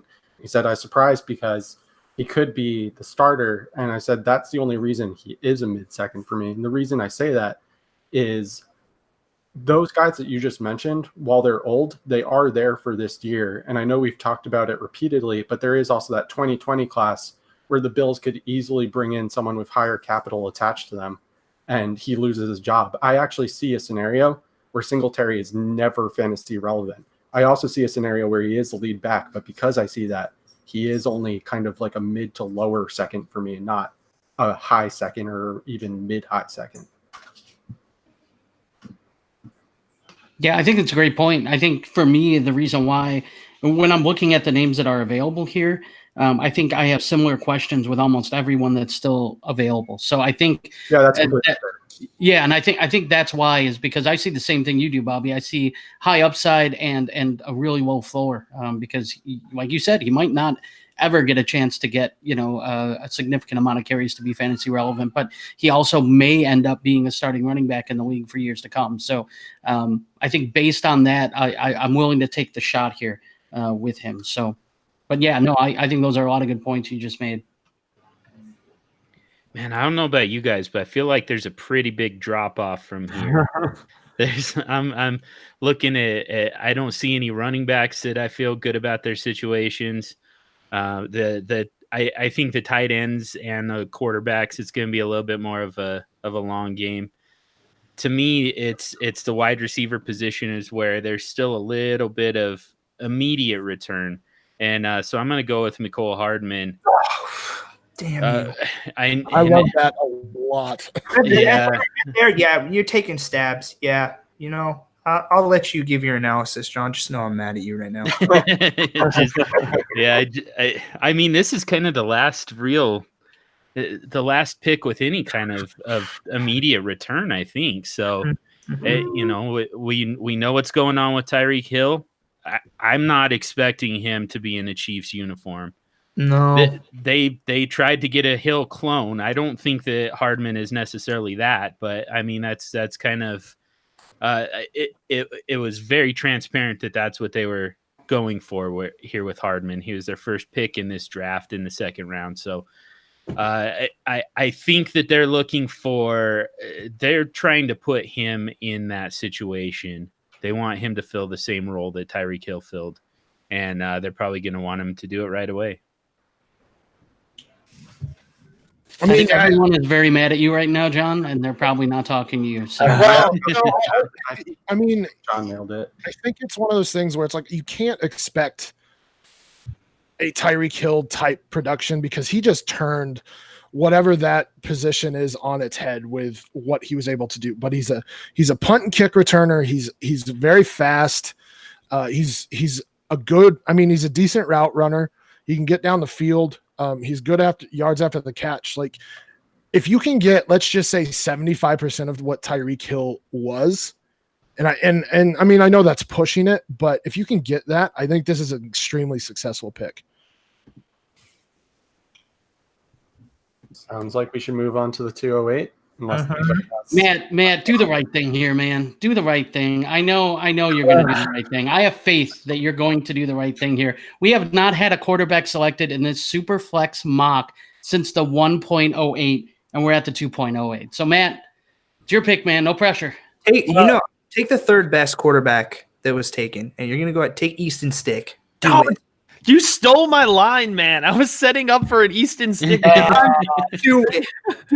I'll stick it here with I hate you all right now. Man, me and Jesse are on the same page here with this draft. I'm going to give you a legitimate reason why I'm passing on Daniel Jones. I will at least give you a legitimate explanation. Not a legitimate reason. No, I hope you're quoting Bobby's tweet. Quote Bobby's tweet. Well, first off, he's a flaming pile of garbage. But secondly, oh my gosh, here we go. Here's the legitimate argument. I when I play Dynasty, I try to work within a 3-year window. Like I don't like to look further out than a 3-year window. And I have a GM who on draft night is telling me that it is a legitimate possibility that his quarterback is going to not see the field for 2 to 3 years. So why am I investing in somebody who has no trade value because 99% of the fantasy football community correctly thinks he's absolute trash? Do you think he's going to be there for 2 to 3 years? Do you think Gettleman's going to be there for 2 to 3 years? Well, boy, I sure hope not. But if Gettleman goes, they're cleaning out that team, and that's going to include Daniel Jones. Regardless, James, as a Daniel Jones fan, you better hope that Gettleman is there for 3 years because if Jones fails, guess who's going with him? Gettleman. And vice versa. If Gettleman fails, guess who's going with him? Daniel Jones. So what you're telling me is that if Daniel Jones sits on the bench for 2 years, Gettleman gets a free pass because we don't know whether or not he's a bust or not. The Giants have cut Davis Webb. They're going to cut Kyle Lauletta. They're not afraid to cut quarterbacks without letting them ever see the field. They did not. They had very little draft capital. They were not the 6th overall pick in the draft. They weren't the 6th overall pick in the draft, but those were 2 third-round picks in back-to-back years. So, Matt, of the quarterbacks selected in the first round, and I'm not going with my tweet here. I'll save that for later because you're clearly going to make me select him. It's fine. But of the quarterbacks in the first round to be selected, and I remember them talking about this on the draft. I might get the numbers wrong, but over the last few years, none of them have started less than 7 games. Not a single one in their first year. So Gettleman can talk all he wants about, oh, he's going to sit for 3 years. He's not. He's not. You don't take someone at 6 to sit them for 3 years. Gettleman is just, I don't know why. I think maybe he just likes riling up the media and telling them stuff that he knows is going to make them mad. Like, oh, analytics don't matter. We're going to sit this guy for 3 years. Oh, I might die tomorrow, so nothing I pick matters. That was a weird one, too. Oh, yeah, I might get hit by a bus, so, none of my picks matter. I'm a GM who's paid to do this, but nothing matters. I'm starting to rant here. But anyway, slightly defend the pick.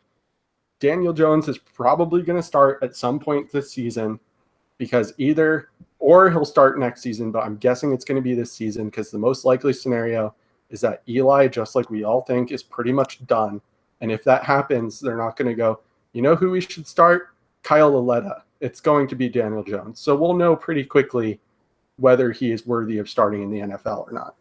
Bobby, that is a very logical, well thought out, rational answer, which is why it just does not seem like something David Gettleman and the Giants are going to do. All right, make your pick here. I'm ready to pull my hair out of my head, man. Just take your guy. All right.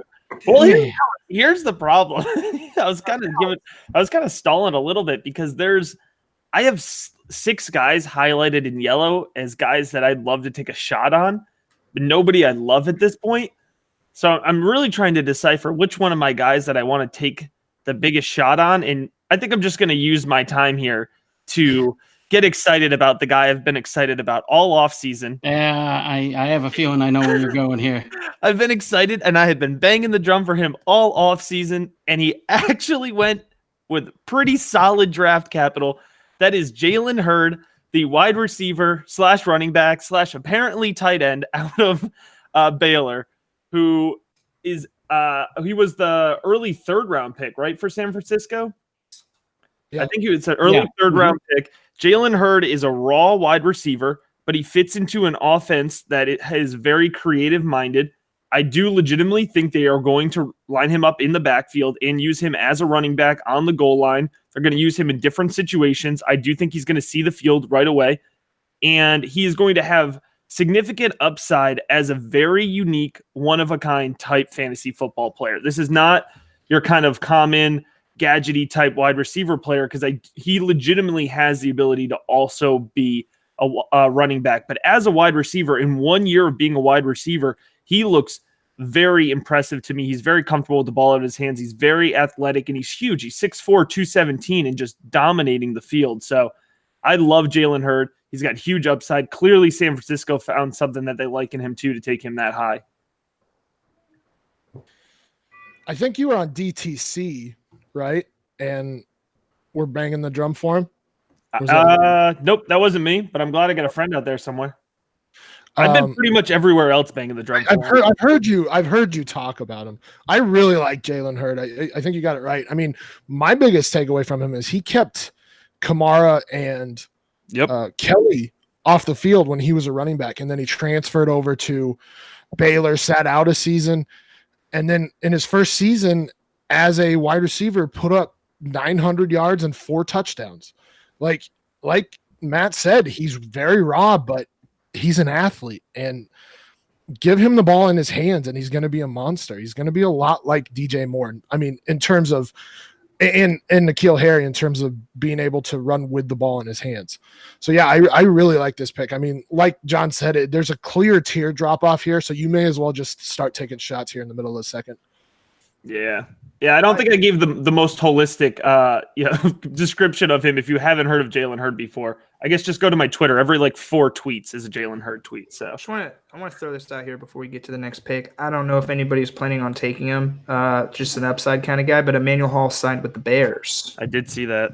Yeah, that's interesting. Yeah. That's a cool spot. Yeah, no, I was just throwing it out there. I know a lot of people really had him really, really high. He's an explosive wide receiver. Take the top off of defense. Was Drew Lock's guy. Just was throwing that out there. No, he was up there for me, so I'm glad you brought him up. And you Broncos fans, just so you know, Ripien was not drafted, and the Broncos signed him. I love it. Love it. Ripien.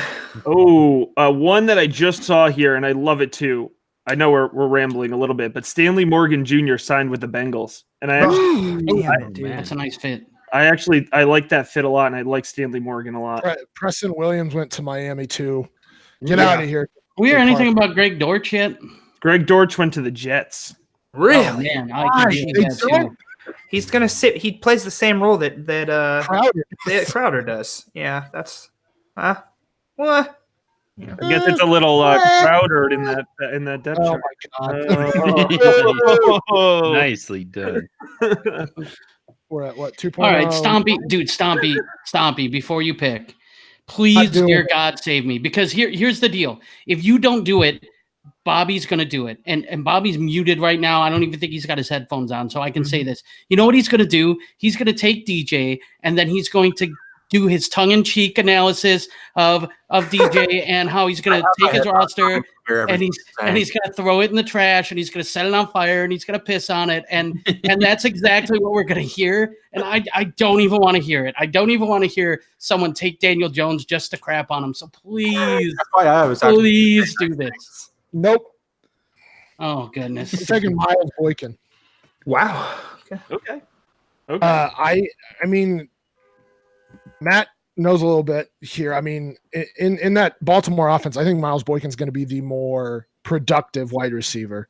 I think Crabtree was and it's tough to say from last year, but he was a more productive wide receiver in that receiving core. But the reason I like Boykin is I think he's an underrated route runner. I think he can run outside, he can run inside. He's extremely quick. In fact, and I've mentioned this before, I'm a Matt Waldman disciple. Matt Waldman has him as his number 2 wide receiver in this class, based on upside. Now, not the perfect landing spot, because while I do think that Lamar Jackson is a fantastic quarterback, a good pocket passer, the volume isn't necessarily there, but they now have young, legitimate wide receivers in my mind. So you got Hollywood, who's going to be able to stretch the field. Now you have Miles Boykin, who can be a wide receiver for them, can move inside and outside, can be get that 100+ targets and do something with it. So I really like Miles Boykin in Baltimore, especially because of my Lamar Jackson love.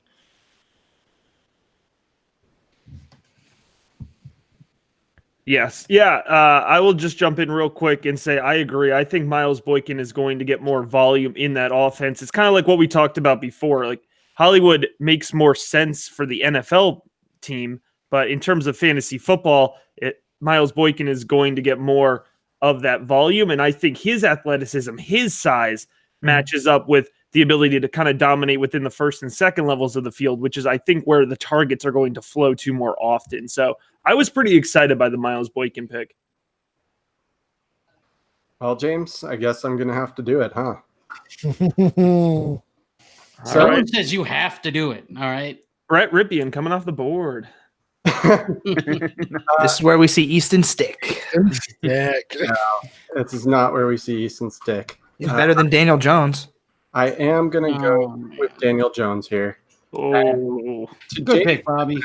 I'm actually about to rip on pretty much all of us, because Daniel Jones, realistically, in a Superflex league, should be going probably at the latest mid-second, and should at least be probably like the 201 or 112. So I do think that we all screwed that up, despite the fact that, as I mentioned in my tweet, there have been 55 first-round quarterbacks since 2000, and Daniel Jones has one of the lowest yards per average attempts in college of any of them. And the other 3, I'm trying to recall off the top of my head because I was going to look up the tweet beforehand, but it was Jake Locker, and the other 2, man, I'm drawing a blank here. Was it Trubisky?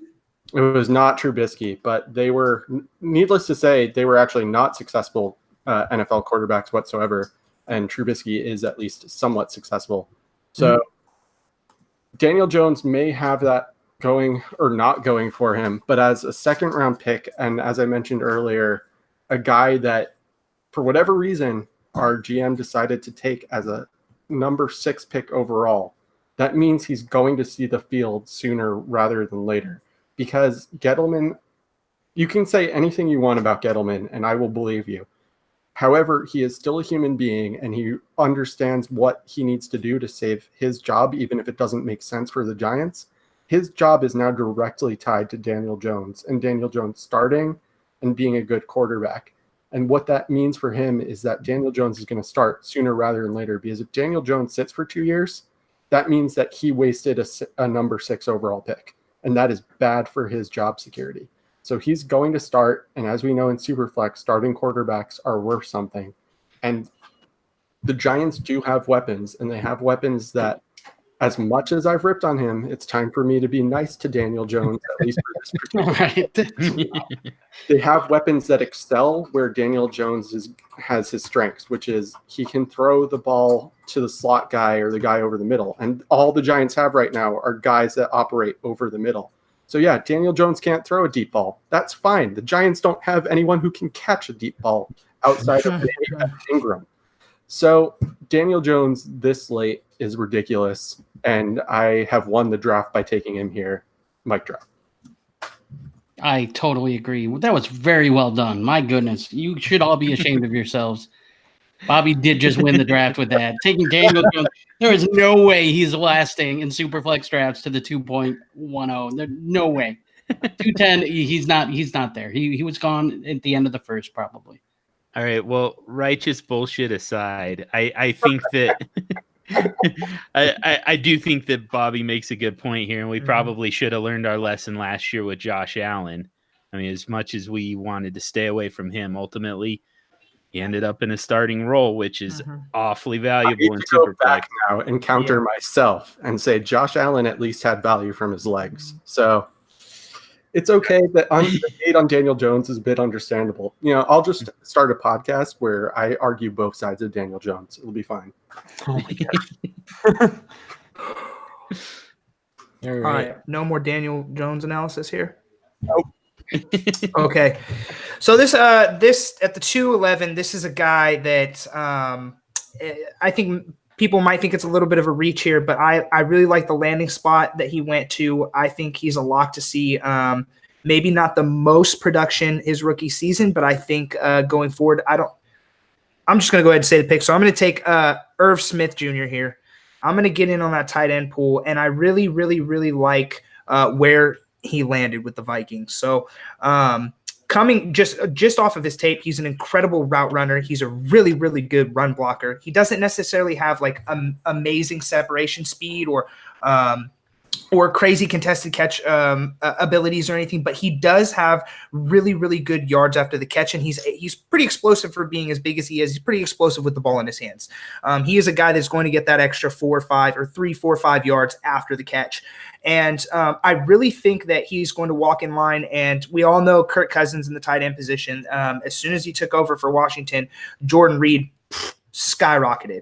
I believe I do not have it pulled up, but I believe the average of Jordan Reed's finish after Kirk Cousins taking over was somewhere in, I know it was top 10, absolutely.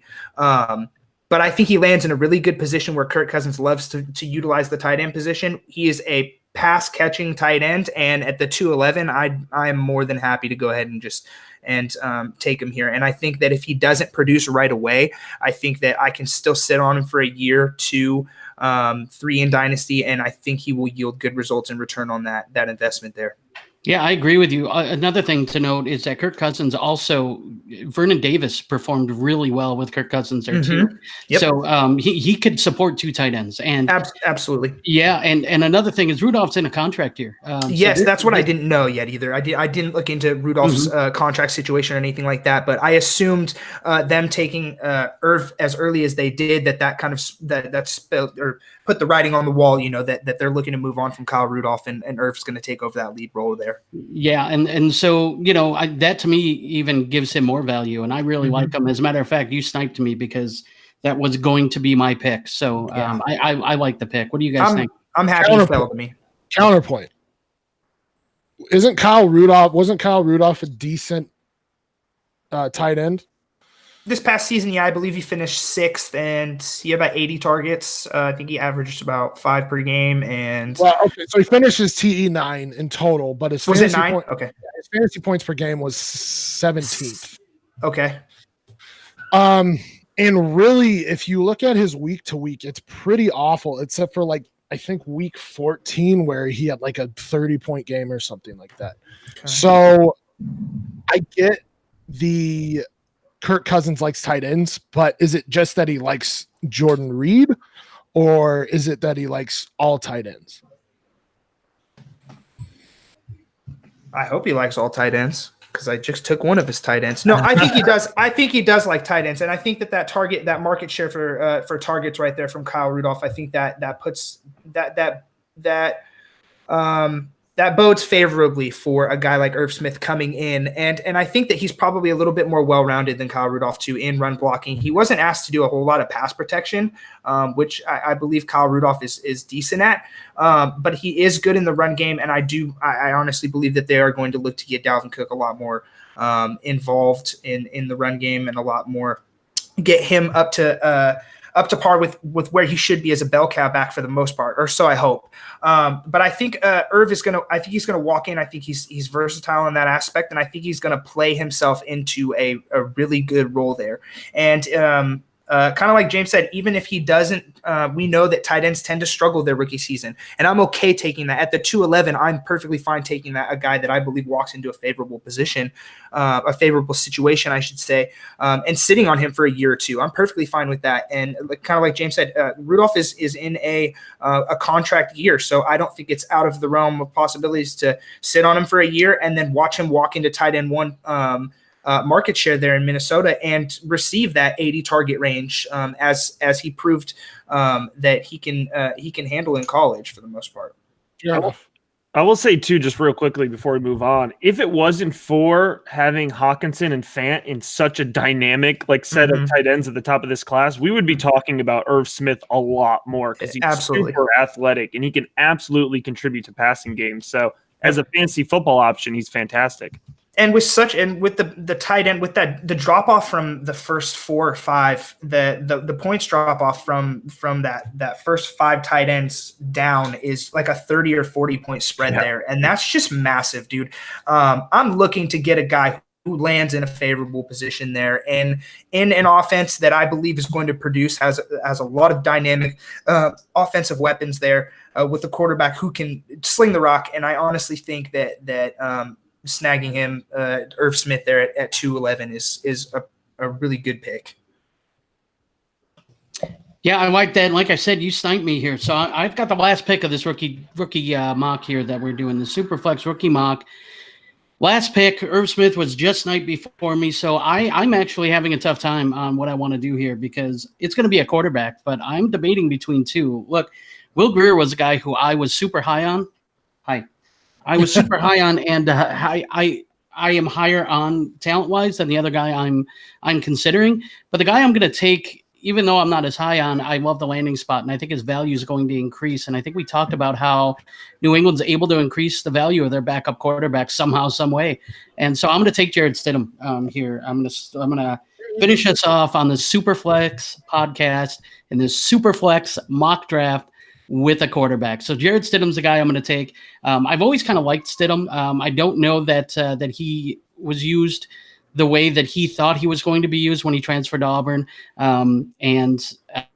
So, with that being the case, I think that held him back a little bit. I think he's the kind of quarterback that Bill Belichick's going to be able to make the most with. He's smart. He knows the game. And I think if he can sit a couple years, 2-3 years behind Brady, this isn't a pick I think I'm going to get immediate return on my investment with, but it's somebody who I think his value will stay the same, late second in a super flex, even as a backup to Brady, with people, anticipating that his days are coming to an end, and that this guy's the next in line to take over that position. So I think, value-wise, I don't think it's going to go down any, even with him sitting. I think it can go up. If this is Brady's last year, I think his value skyrockets to where either I can use him next year or I can move him and I can get a whole lot more than what I just spent on him. So that's my thought process here. What do you guys think? Stidham here, is it a reach?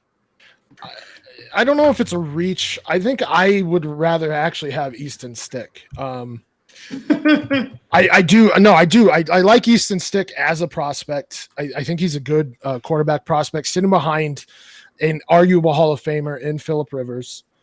And he's going to be there. Phillip Rivers is 36 now.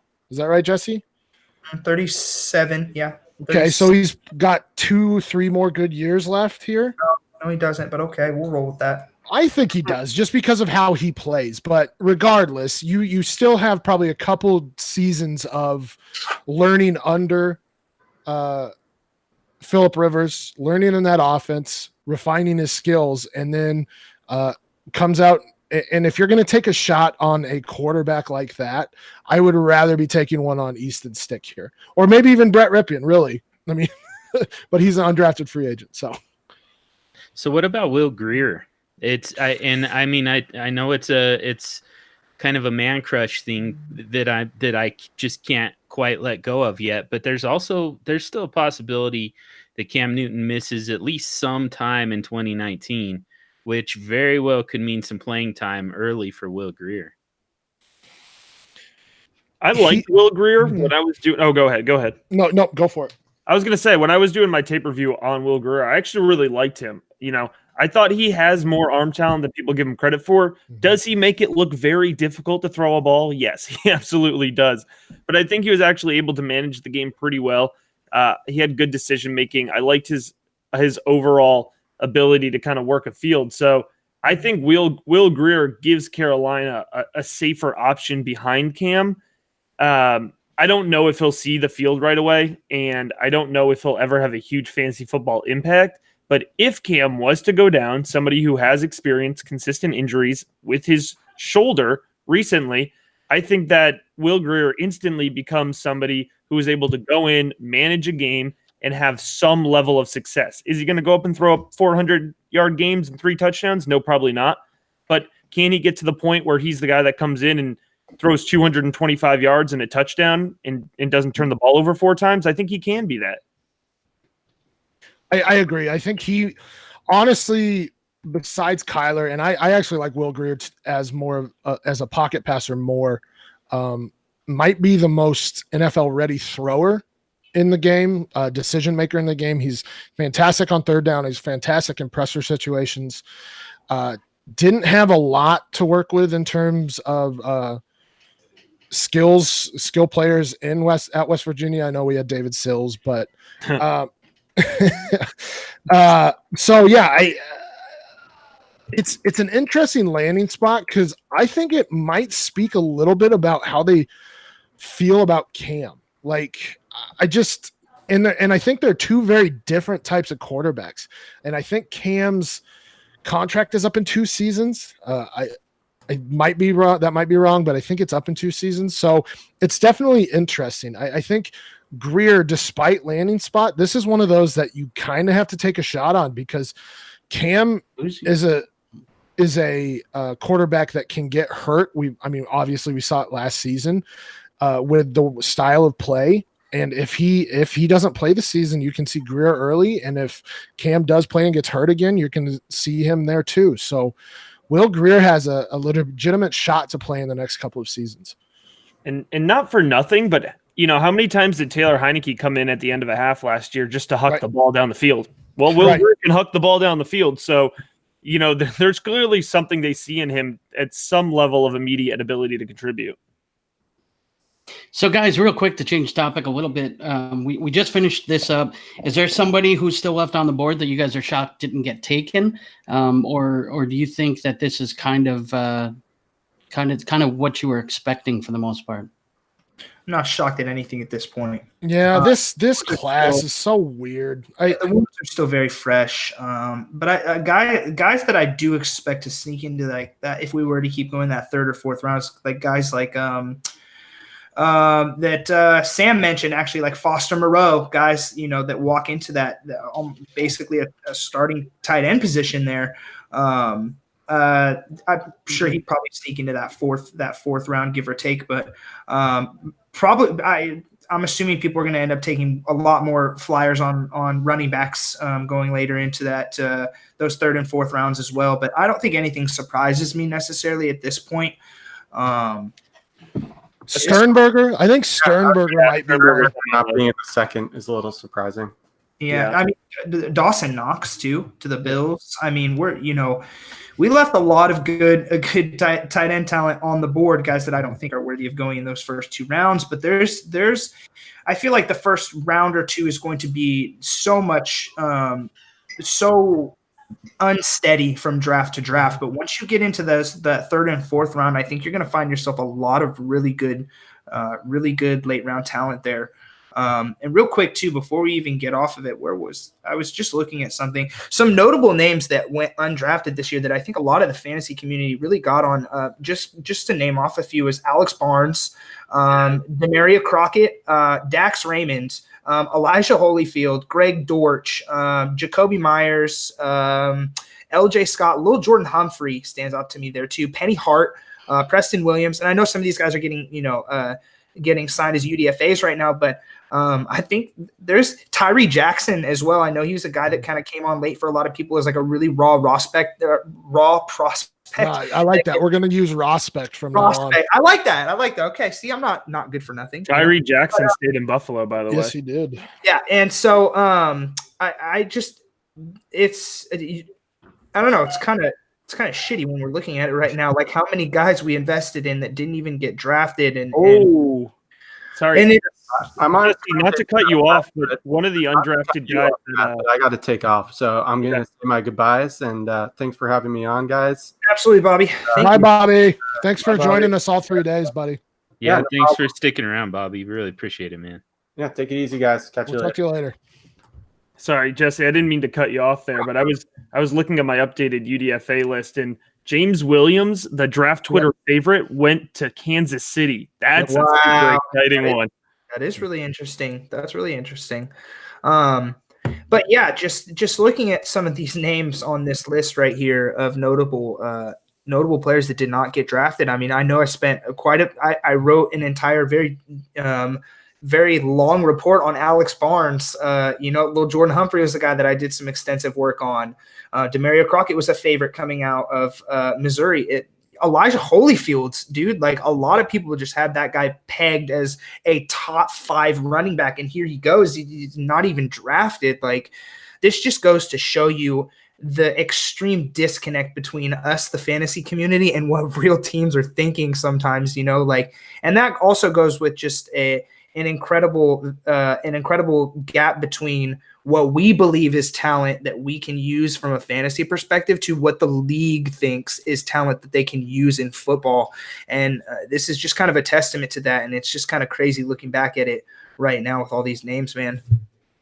2 guys that I just want to quickly talk about is they were definitely options for me when I took Hurd was Justice Hill playing in Baltimore. I think, honestly, I think he pretty much immediately replaces Gus Edwards. I think he's going to have a high level of production. I'm old enough to remember when Gus Edwards had fantasy football value. So, but I love Justice Hill. I loved his tape. He's excellent in space. He's quick and he fits on clearly a very quick offense that they're trying to build. And then one guy I don't think is getting enough credit. I love Alexander Madison to Minnesota. I think it's a perfect fit.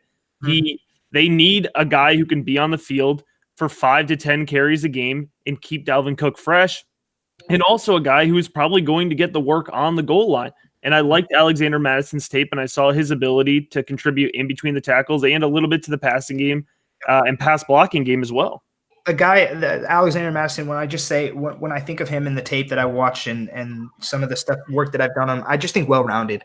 He's a very well-rounded running back. He doesn't necessarily do anything in particular at an elite level, but he's just very consistent in what he does. And he had really, really good production at Boise State. And I mean, we know that's kind of a running back pipeline there. They produce a lot of good running backs. So I love him there. I wish maybe he would have landed in a spot where there was kind of a direct line to more touches for him where he can be fantasy relevant. But I completely agree. I think he is going to be a great fit for what the Vikings are going to need.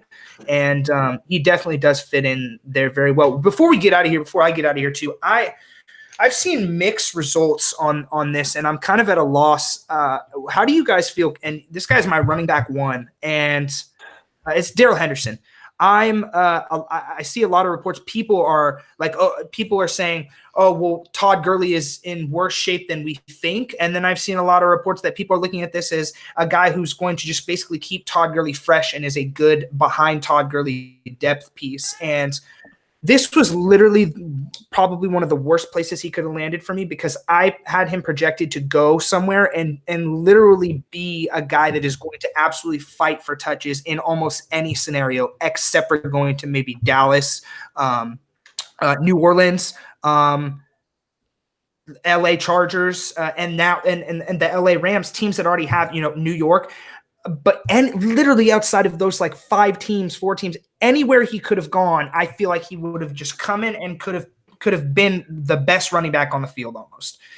And I just kind of want to get you guys' take on that, because I'm disappointed. My heart has been stabbed, and I feel I'm down, man. I think I have kind of a unique take on it, Jesse, because I didn't like Darrell Henderson from tape. I really didn't, because I thought he was I feel like he was such a boomer bust guy. And if you look at the way Memphis ran it, he always had to be fresh in order to break off those big plays. So I actually like his landing spot. I'm backwards on it. He's actually going to bump a little bit up in my rankings because I love his landing spot, because I don't think he's a guy who has bell cow ability or the ability to go out there and get 15 to 20 touches a game and be effective.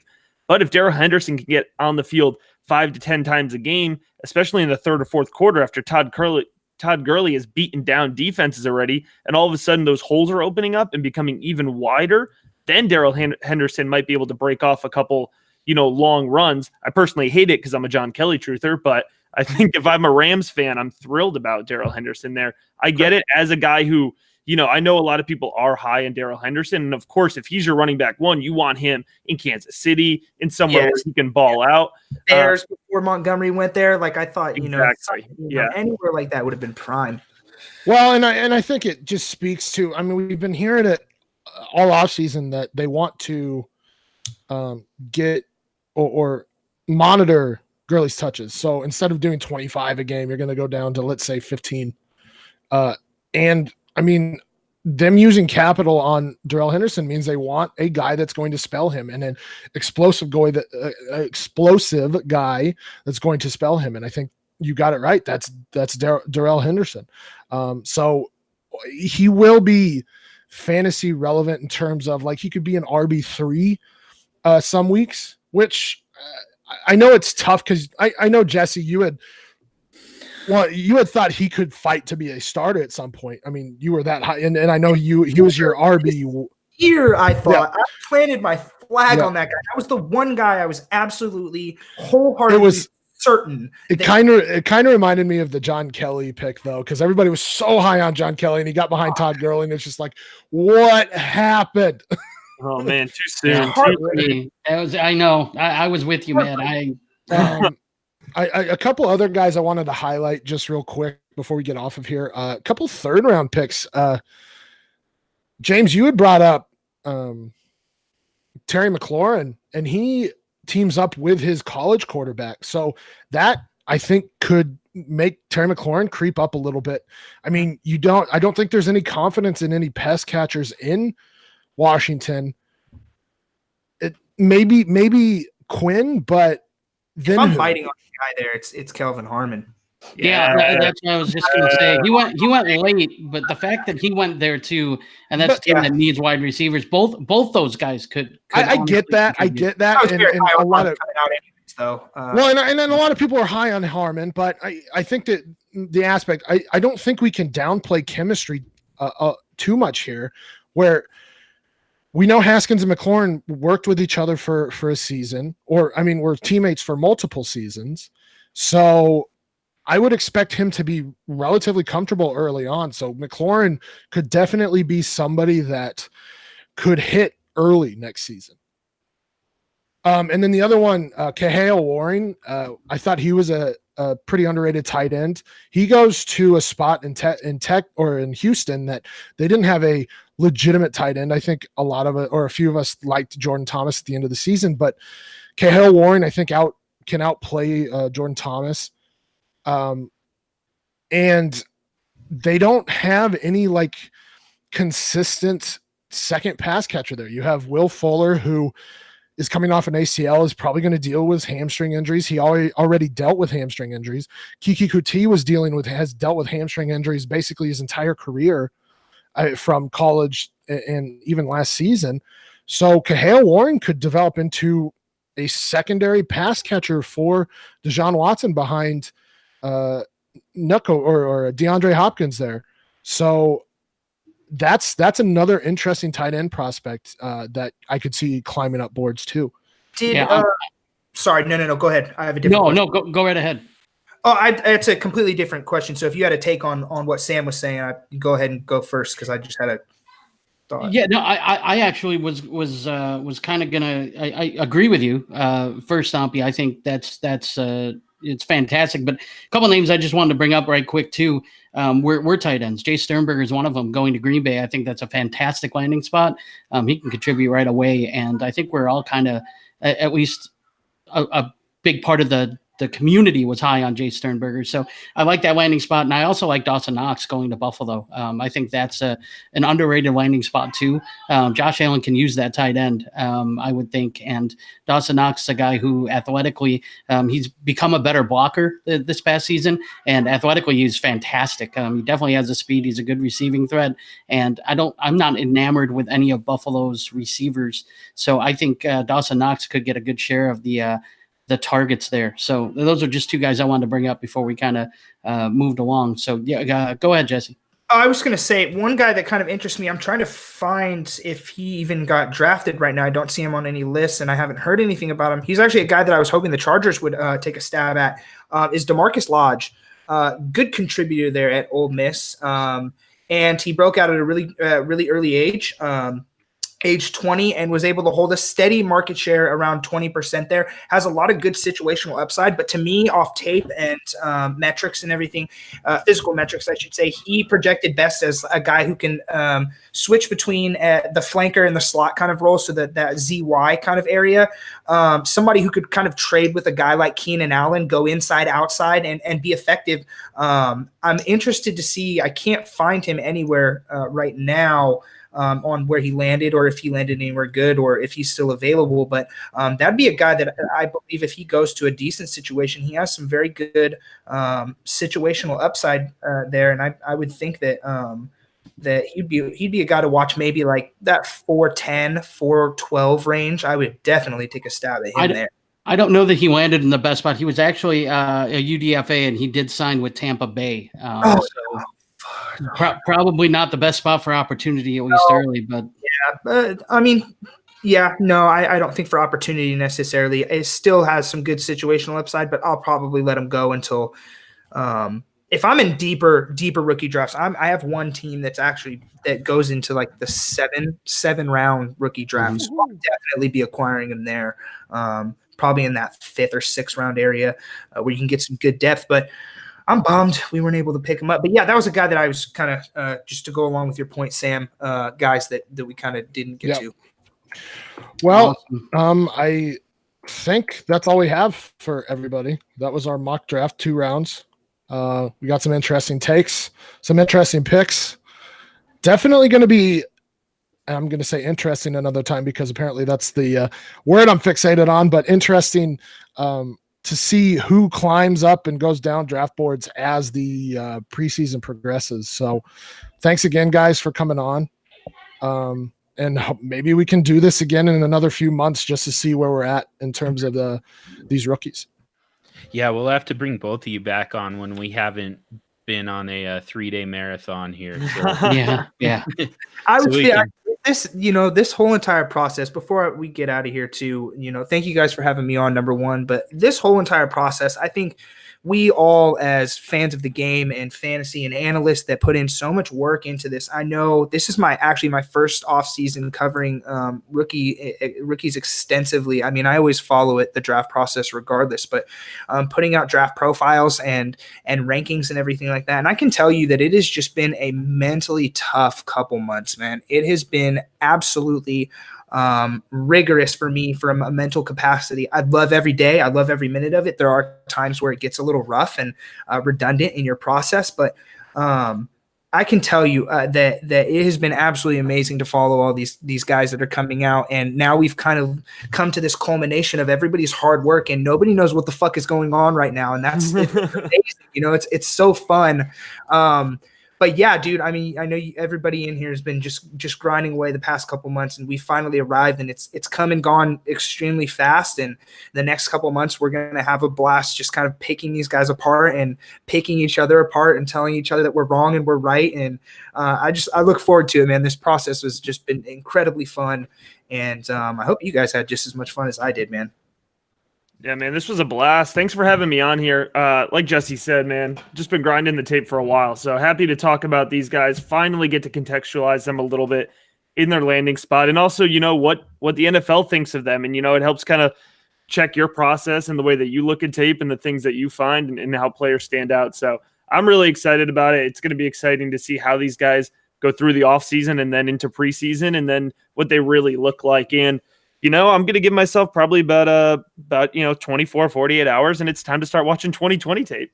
Oh man, I'm so with you right there, dude. I cannot wait to watch just Tyler Johnson to no end. I haven't stopped watching Jonathan Taylor for a while, so yeah, I have to move on. That's going to be the fun part about next running year. Backs, baby.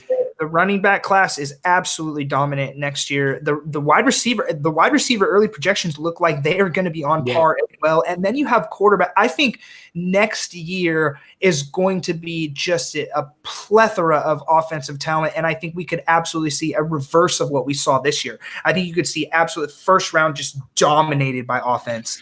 And it's going to be wild too, because we think we know like kind of what we will have going into next season. And then you're going to start getting these running backs going places and you're like, it's going to screw up a lot of teams. Yes. We like to think we know what's going on all the time. We 99% of the time we don't. We just have that 0.1% hunch where we make smart suggestions and smart moves and we look good, But next year I'm with you on that, Matt. I can't wait to dive in on this next class and next year I got a lot of stuff planned, dude. It's going to be very fun. I can't wait.